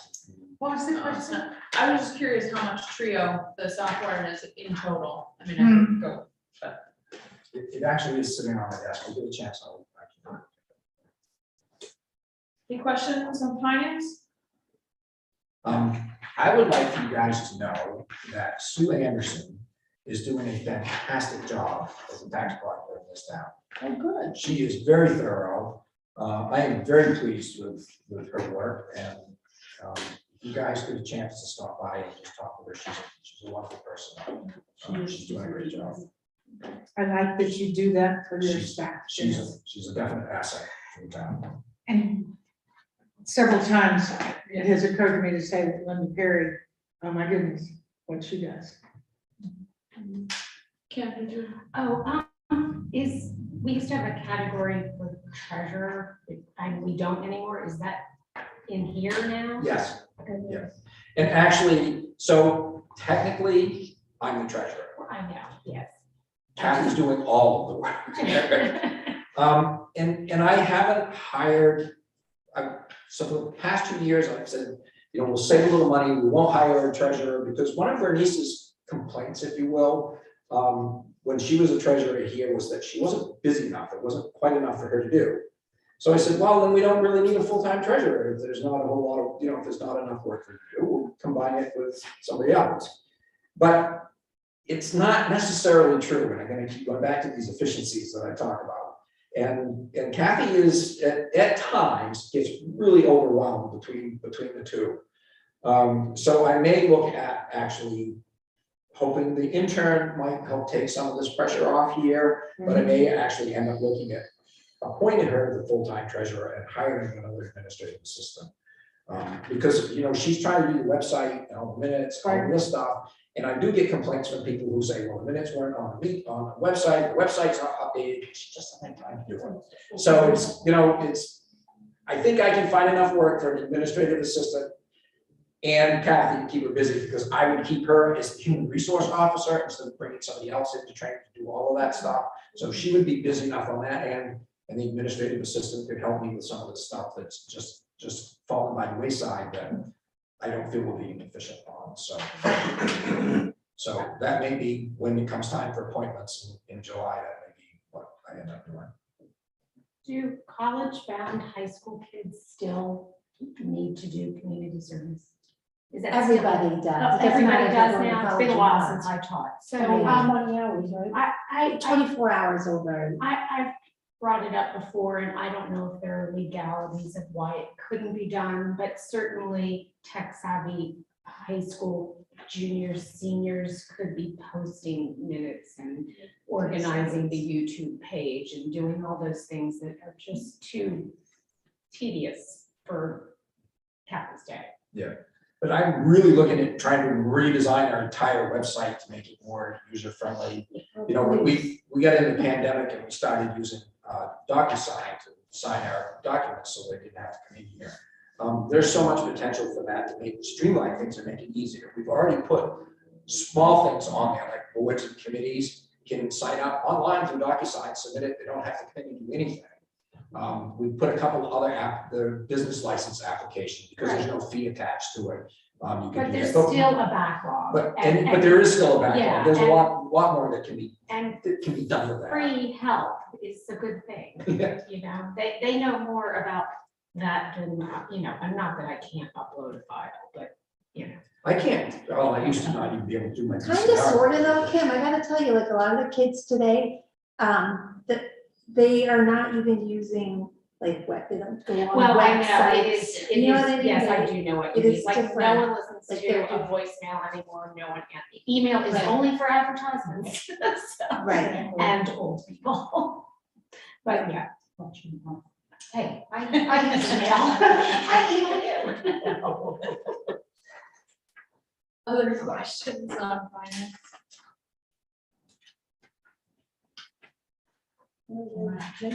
As a side note, I've actually built a whole new town website on my own that I haven't shown anybody yet. 'Cause I'm not quite. In your But- spare time. Yeah, but I think one of these days I'll finish it up, show everybody. Ooh, that'd be good. So you could do that at your age. You can hope so. And whippersnapper, yeah. All right, general assistance. It is what it is. Yeah, and we get reimbursed by the state 70% for what we spend on that. So. Any questions? Yes, Robert. Yeah, I don't understand what we're paying out in salaries, something like almost $6,000. So that because we get reimbursed 70% by the state, the time that my administrative assistant spends on doing general assistance, we charge off to that account instead of the administrative assistant's account. Okay, but we're paying almost $4,000 in insurance. Same thing, we prorate that out of her account, because now the state's actually paying 70% of that $4,000. So that doesn't show anywhere else in the budget. That insurance for that individual. Yes, correct. So if the insurance for my administrative assistant is $26,000 a year, we only budget 22 out of the administrative account, and then we put the rest in there, and then the state's picking up that 70% over here. Okay, thank you. Any other questions? Municipal building.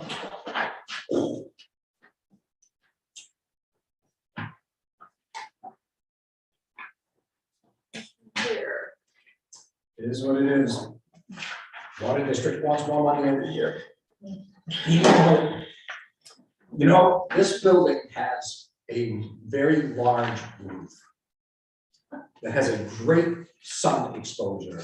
And I can't help but think that a solar panel up on that roof would not run all the electricity in this, at least in this building. And then we could tell Central Maine where. You're probably. Yeah. I know, I think So- it's every- So actually, we don't, our major electricity accounts, Central Maine, municipal building, community center, the wastewater treatment plant, and the public works garage, we don't actually use Central Maine anyways. We use Constellation, and I locked in a cheaper price last fall before Central Maine started doing their thing. So we did manage to save a little bit of money there, but I think we can do. Yeah, I think it's just one of those things that need to be looked into if I could find the time to do it. For the initial investment, we would recover in 4 or Well, 5 years. I actually, well, probably, but I think if we went to, Amoresco or Revision or whoever some of these are, they have what's called a power purchase agreement. Right. Where you buy the power for X number of years at a certain price, but you're basically paying for the solar thing. And once you get to a certain point, then it's yours. And that could be an option. I have been approached too by, I thought about wanting to do something down on the old landfill for solar down there, because it's all wide open and we could get some revenue out of it if we could get somebody to do it. The county's actually approached me about maybe wanting to do something out there. Because they wanted to do something on their property on Huntington Hill, where the recycling center is, but they don't have enough land and it's not feasible for a solar, so. We might be able to do something there, and it might be big enough that we could actually get some power from that as well. In kind of a joint venture, so. Just upcoming, keep it in your mind. All for it. Questions? We're coming up on noon. I'd like to suggest that perhaps we keep going and end early rather than taking an hour and then coming back. Yeah. Okay, can I ask that we take 5 minutes though for a bathroom break, and also I have flowers being delivered and I said I'd be home and now I'm not. So 5 minutes, and then we'll Right. come back and get through the rest. Okay. Oh, there's a quick from my napkin. I put the cards on the table. So good. I don't know who's putting your cards down. Yeah, why are there no napkins with donuts? I can complain about anything. So you gave me a donut, but you didn't give me a napkin.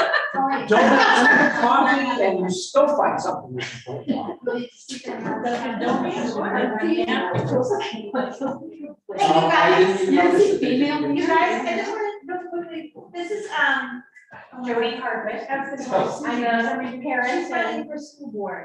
She's lived here since 2000. Oh, let me sign. I don't know if anybody wants to sign the paper. I actually was going to ask you to introduce yourself. I didn't know you were. Yeah, I told Jolie to come, that it's a public meeting and. Yeah, I'd be glad to answer any questions if anybody has them. I work at the VA. I've been a social worker for 17 years. Worked in Bath and Brunswick school systems as a school social worker for 2 years, and 15 years at the VA. And I'm a social worker, so I work with veterans who have brain injuries and spinal cord injuries, and I coordinate their programming for them, so I make sure that every veteran is seen and they're aware of Lefty, the that programs, explains a so lot. They get all the resources that we have. My skills would translate well to the school board. Give it a try. Anybody else want to sign? Thank you for being willing to do that. Absolutely. Yeah, see how it goes. Huge job to be on committees. This is Jody, she's running for the school board. I think you've met my husband, Kevin Hardwick. Yes. Yes, so I'm running for school board this year. I'm gonna try and see if I can be helpful in some way. And if you're interested in signing, accept your signature. Of course, that doesn't mean you have to vote for me, but.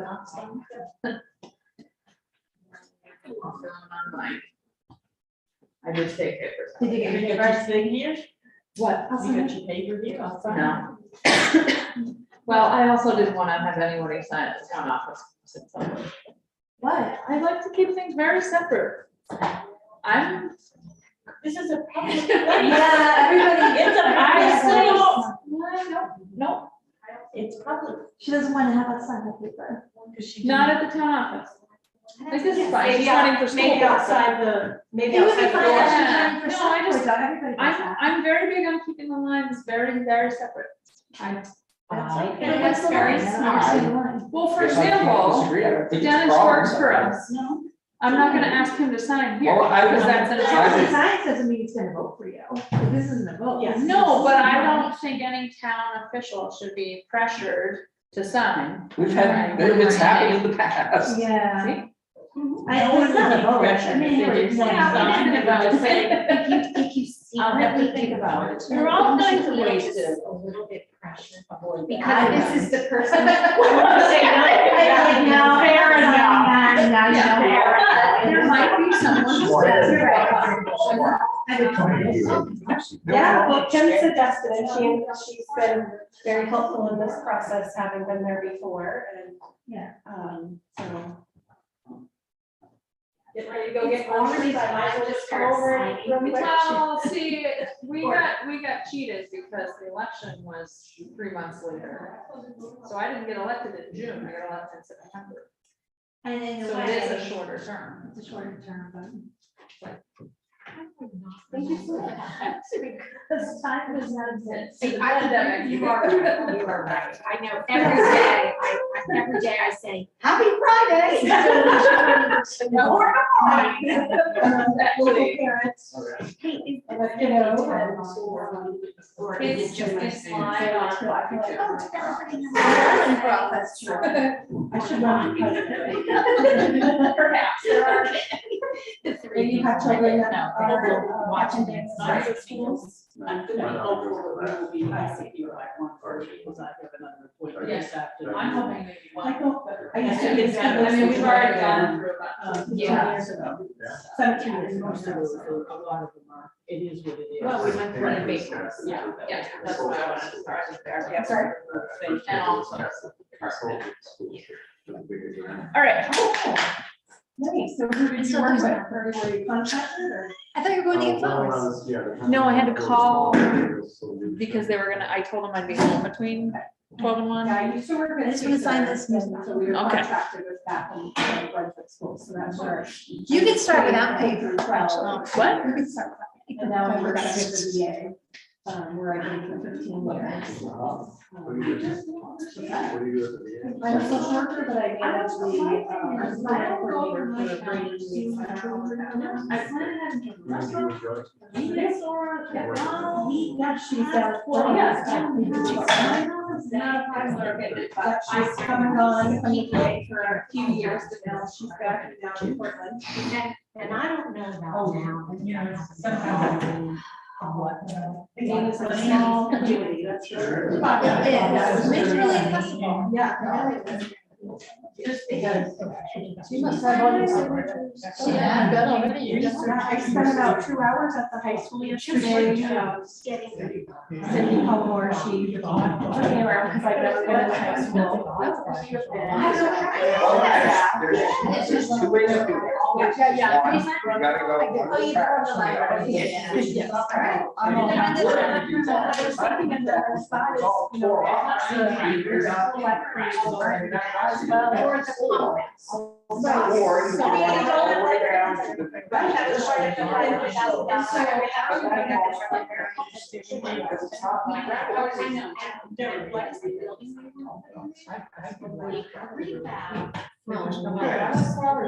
I've been reading for 30 years. What I want to happen on Tuesday is the board. What are you spending history this year, so. This is the bottom line. Yeah, so what, my son and I do, when he finds the big lights, like, okay, so what does the school have? And if they don't have all the series, and we go to the 75, that's. And I yeah. Because we can use the library alone. Well, State, right. the country. Yes. We can't find it for me. Yeah. And I've got a bunch of books and I'm gonna actually get them to his teacher to see what he wants for his classroom, because the teachers all have to buy their own books.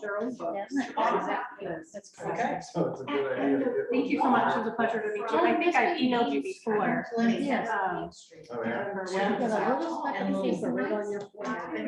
Somebody would let me, I can't let you walk. Let me know about the paper. Thank you so much. I am one of those people. Oh, I. That's not what happened. So, I mean, there are a whole. It might be really. I don't think. All right, okay, Tim's back.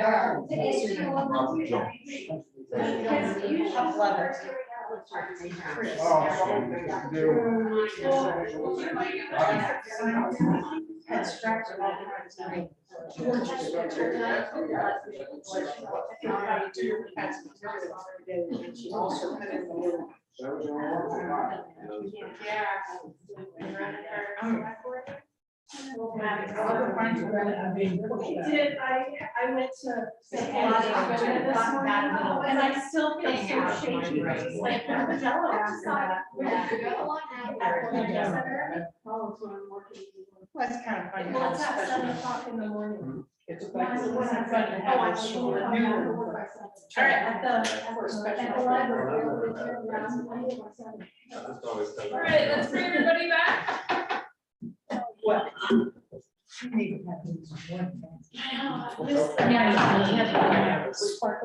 No doubt. Thank you. Have a great day, guys. Oh, thank you. Alrighty. So- What? I have your figure on Trio. I do it right on my desk. Oh, It's $18,013 a year. What is this? the This is trio the software. Trio, the town's account. I was just software. curious. We split it up. I know, all of those softwares are, but. It's expensive and it actually, I really dislike it. All of this budget work, the charts and all that stuff, it doesn't do that. I had to do all that myself. So, is there a better?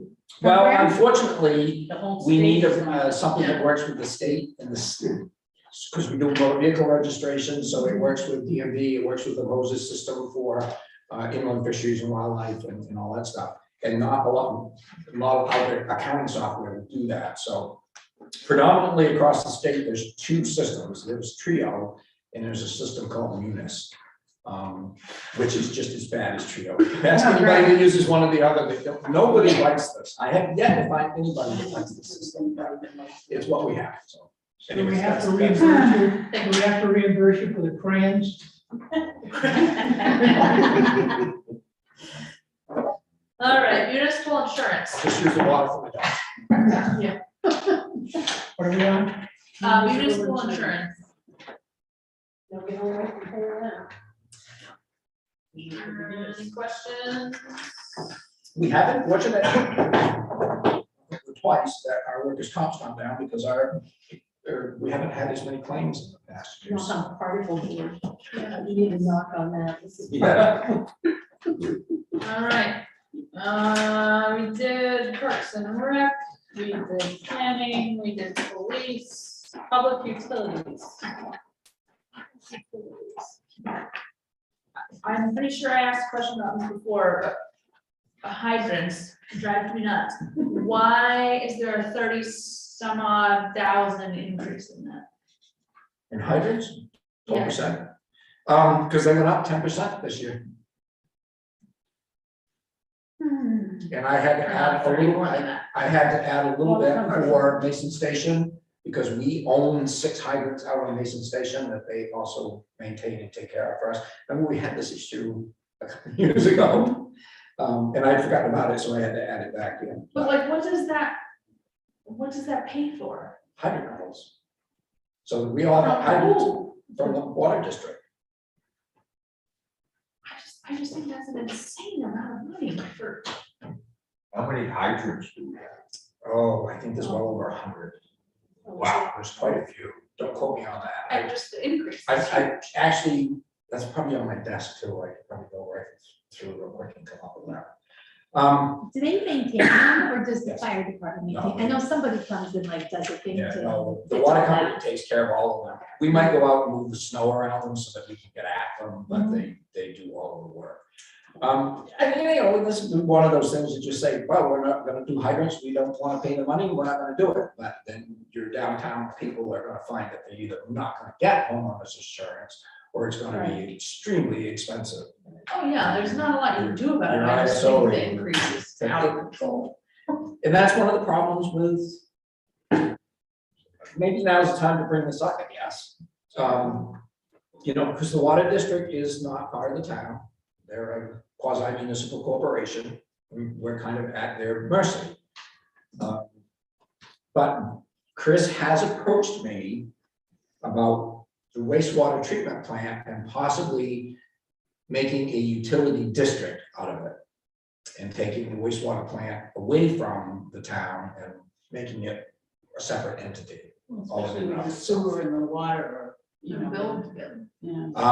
And it may actually, and I have mixed feelings about this because, you know, the water district, you know, it is a burden on the town right now. And it would be totally rid of us, but we would be at their mercy, just like we are with the hydrants. When they say you're gonna pay this is what you're gonna pay. So you do lose that control. Will the town actually save any money doing this? I can't answer that question. But if this is something that the town wants to pursue, it's a very long, arduous process. Because it actually has to go to the legislature in order to create this district. And it would take, you know, this is something that might take a couple of years for us to get into. But if we're going to have to move that plant in the next 10 years, It's worth thinking. it may be at least worth looking at to say, yes, we should do this, or no, we should not. But unless I'm not asking for a vote, if, you know, I'm fine with you guys say it, just do it, but it's gonna, we've had a couple of meetings already with Maine Rural Water District, Maine Rural Water Association about it. And it will consume a lot of time to do this. So I'm just looking for some thoughts here. So the question on doing something like that, though, is you have to answer somehow, that might be the right thing to do for the town of Wiscasset as the town entity, but is it the best thing that could happen for the public in Wiscasset, for the citizens of Wiscasset? Because then we're leaving them to the mercy of another public utility, and their rates are gonna just jump and jump and jump and jump. I think that would be pretty onerous on the town. And again, there's, you know, you have some questions that I can't answer if we don't do an analysis to see just, you know, what the cost benefits of this. But at this point, there's still several people in town who were literally born here, lived here all their lives, and they're finding it becoming untenable for them to remain here because of, you know, all these added expenses and increases. So. But that plant is aging. It is gonna need to, well, either be moved or it's gonna need some major repairs. And it will not generate the revenue on its own to do that. The town is gonna end up having to foot the bill for a lot of that. So if it's a utility district, then they can borrow, finance, do whatever. Then they build the utility themselves and the town has no responsibility and they're not charging their customers because they're taking a loan to take it out. No, It's not the kindness of their heart. but they're also, I mean, there's grant money out there. They can also do grants to get this stuff. And I'm not saying if we have to move this plant 10 years from now, that the town's gonna foot the bill for that. I don't believe that at all. You know, there'll be money out there to pay for that. So, but Kim, and then the hydrants on here, if wastewater is in an enterprise fund and water district is dependent upon billing for their services for those who use it, why are hydrants here? Because there aren't any hydrants where I live. yeah, well, we don't own them. The water utility district owns them. So why are they not, why is that not in their billing? Why is the town paying for this when the entire town, I mean, my house goes on fire, there's no hydrants out where I live, so, you know, it's burning to the ground unless they bring a tanker truck. Yeah, no, but they're gonna drive up on the high street where there is a hydrant and fill their tanker and drive down. Okay, there. that's the answer. Right, Yes. yeah. Or Exactly. or not, maybe, depending on Well, where, yes. depending on where it is. I'm going to Because say, Pam told me. You would Tell them I said so. You know, the Right. far reaches may end up having, you know, we do still have dry hydrants around town that draft out of ponds. And so, but I mean, that is, you know, this is an instance where the town as a whole are paying for, say, a benefit for the downtown, because I don't really think that's what it is, but does it benefit the town as a whole not to have our downtown all burned down at one time? Which can, be what happened if we don't have it. So, and it has happened. And even just recently was an old town or something where they're downtown, recently, so. But it is a lot of money, and I agree with Sarah, it's like, man, the infrastructure's there, it's not, why is it so much every year?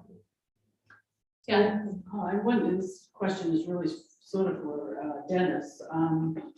Would Chris, he's the water district, whatever, supervisor, that guy, could he come up with some sort of plan or his thoughts or research on why it would be a good idea to do Yes. what he's suggesting? Yeah, and the only reason that I'm asking for a consensus, if I go back to this, is because it is gonna take a lot of work. It's gonna take us a lot of time. And if there really is no interest in it, then I'm just not gonna pursue it. Right, well, But if if he comes up people- with something that we can kind of get a grasp of what it all entails, it would be helpful, I would think, for anybody. not Yeah, just and I us. feel like we should probably look into it at least to some extent. But I don't, but we gotta make it clear to the people that are living in town that are gonna pay this. That, we're just looking into it, because I don't want people freaking out because their water bills are so high, thinking now their sewer bills are gonna be. This is exploratory. That's all it is, and so we need to make that clear that I want to answer those questions, kind of like the school question that keeps coming up. And up. Let's answer the question and then we can be done with it. Right.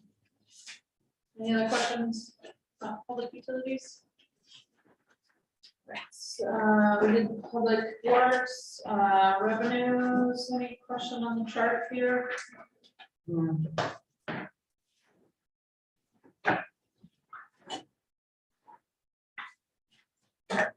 Again, I would just remind you that I'm a little conservative on estimating revenues. Our state revenues this year, because of the economy doing so well, we've exceeded already this year, our projections. And actually, I think she put on here, yeah, and we've collected 85% of our anticipated revenues already this year. So we are doing well, that will help us out some. Yeah. Any questions? Selectmen. Did you give us a raise? I did. That's a no. from me. 4%? I don't know what it is, but I don't want it. No, that's quite a jump. Thanks, but no.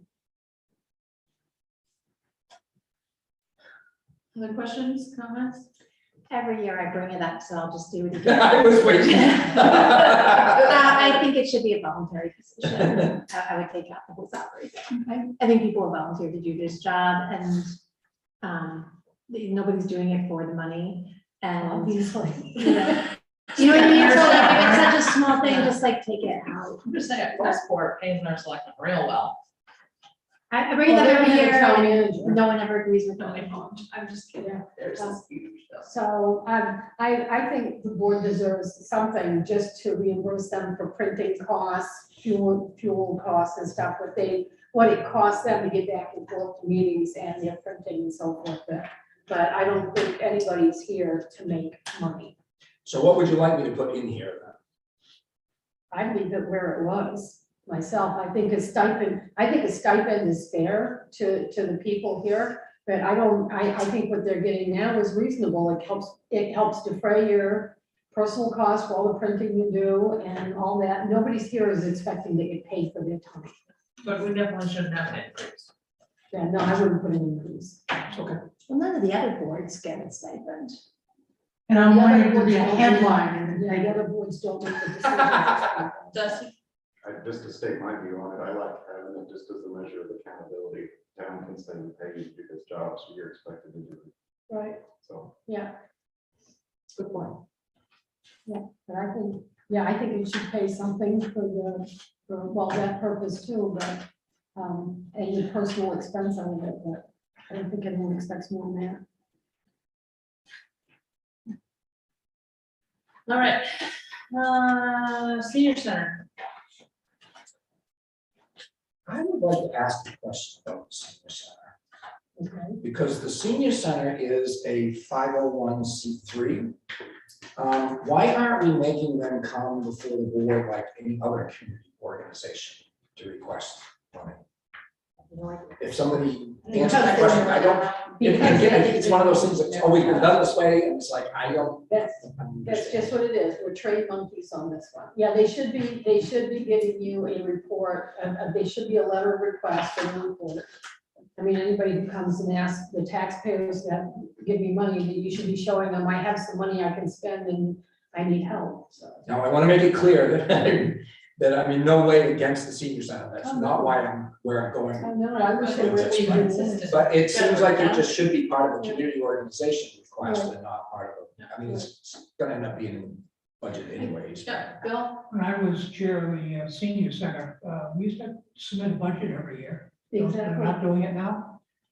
They're supposed to be doing, anybody's supposed to be in a budget. Just have to do it every year. I would think this, and that would be part of the community organizations thing, submit your budget and we'll consider it. The space is quite a value. Right. I mean, it's, like, if, I always thought we had to have that senior center there, that was part of the building of the place, but if, we could take half that space and open a daycare, that would be really nice. So when the community center, our history lesson, when the community center was being built, the senior center was across the street in the little white building by the playground. That used to be the senior center. Yes, and, Okay. yes, so that was the senior center. And there was some issues with it needing the kitchen updated and all kinds of things like that. There was one point they were talking about moving downtown next to where Sarah's is now.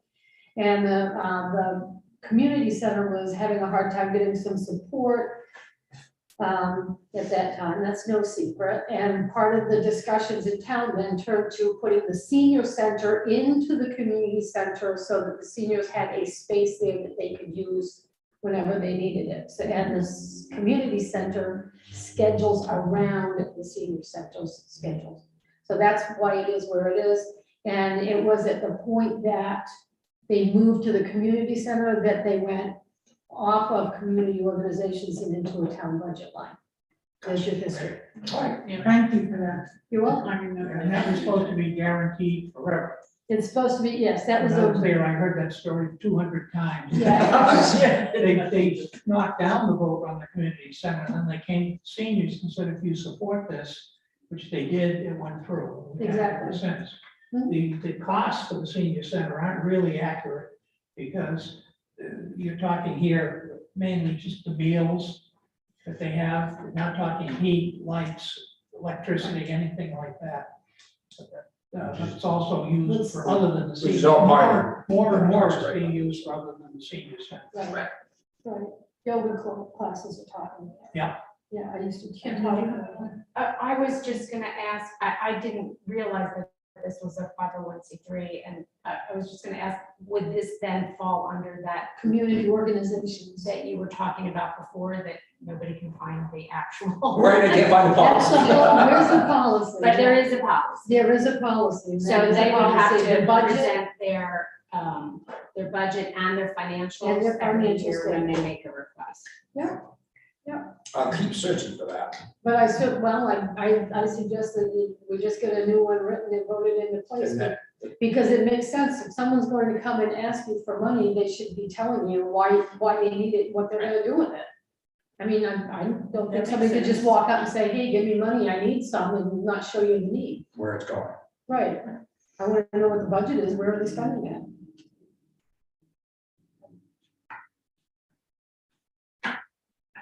Good question. This point. Shellfish. One that was supposed to be voted on for 1 year, and on for 25 cents for 1 hour.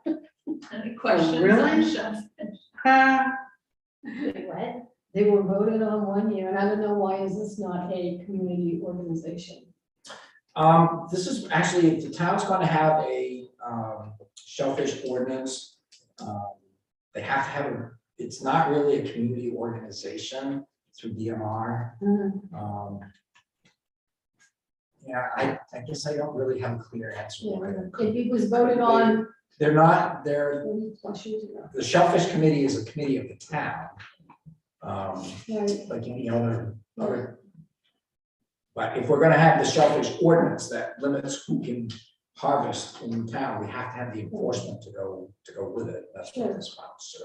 But the funding of that, doesn't that go to, isn't that a community organization as at a funding level? Because that went on as the Shellfish Committee went on 1 year for a 1 year only ask. It used to be $7,500. And that was like 20 or 25 years ago. It was supposed to be a 1 year only, and it's been on ever since. But they've gone down. But they've gone down. Yeah. They're more efficient about whatever it is they're doing. Oh, yeah, you're asking for much less, and I'm not against funding them, it's just as another piece of town history for you. Their meetings are the best, like if you've ever, Yeah. like they're my favorite meetings. They're just like of all the committees. And we've actually just, part of why this has gone down, I think is somewhat, is we've assigned this to just one of our police officers. Yeah. Instead of hiring somebody else to do it, we just have one. Okay, any questions? We've done transfer station, we've done wastewater, waterfront. All right, then, so nobody have any questions? We're wrong. Questions? No, sorry, that's too much. Promise there. I have a question. Yep. Is their revenue mostly, is a chunk of their revenue, a large chunk, not collected until the Yes, spring? because you season? get, you get your mooring fees and your boat registrations all kind of pretty much at one time. Okay, okay, because I know they had, it was kind of low. this Yeah, year. no, it's just some of that stuff hasn't come in Yeah. yet. Yeah, same with the airport. If you look at the airport, like our hangar leases and airport excise Okay. tax all comes in. Yeah, it's always hard to tell when there's Right. seasonal ones. Yeah. But this is another spot where I would say, I would love to see this asset of the town used in a much more effective manner. I mean, I could see putting out proposals to a profit-making group that wanted to come in and do what we want and give them a long-term lease, and the town would actually be making money along the way over those lease years. I mean, we want to bring in voters, we want to have facilities for them. That shouldn't be something that the town is looking to outlay the money for. There are certainly people out there who would love to be involved. So moved. That's a good community. Yeah. Yeah. I certainly think the harbor is an underutilized resource that could be a big benefit to the town. I'm not sure, I mean, there are places certainly that have private marinas in town that do this kind of stuff. You know, the waterfront committee is, and you'll see it in your capital thing, they're gonna come in and do a presentation for you, but, you know, very active in wanting to do this. But one of the things that I keep hearing from various people in town is, and we heard it the other night at the waterfront meeting, you know, we're 12 miles upriver, which is gonna be really tough to, at $5, $5.50 a gallon now, to get people to come up here. Especially right now, because we don't offer them any amenities. So if we do it as a private, again, that's one of those things that, you know, would take some time to look at it. I certainly think it's worth looking into. And I don't know, but I do know that the high-end art show on that pier, and I know what those artists would pay for a weekend booth, a 10 by 10 booth, and you bring in more money doing that twice in a season than you get from the vendors on that show right now. So, Yeah, this is Tom. I agree that there's a tremendous opportunity. I do think, the 12 miles up a river is definitely a problem, but I can just tell you that from the perspective of the yacht club, we have boaters coming up and we're the only stop for them. We have 3 little moorings and we fill them up all summer with people coming up. There's no fuel here. There's no pump out here. And there's very limited dockage for people to come, and they still come. I can tell you that Georgetown is full. Booth Bay is full. Southport is full. There's an opportunity. There's a cost there, and whether you do it through the grant that they're talking about or you outsource it, as you're kind of alluding to, the benefit for the town is there to be had. And there's less here now that we don't have fuel than there was 10 years ago. So it's definitely a revenue opportunity. It may be one of the larger ones that we have. And I'm willing to spend time on it. Me too. The waterfront committee will be doing a presentation when we do the capital budget, because they put together actually a very nice presentation with the planning office. So that may be where we can get started. If you get bites from private people that want to do it, that'll show you what's working. If they don't show up, then you have to look at it real carefully. Because if they can't make a profit on it, they won't come. Right. I think they can, but that's a good sign. I mean, and I want to see this waterfront developed, and I've been very supportive of the waterfront committee, but I also do not want to add more infrastructure to this town that we have to take care of. Because it just doesn't generate enough revenue to pay for itself.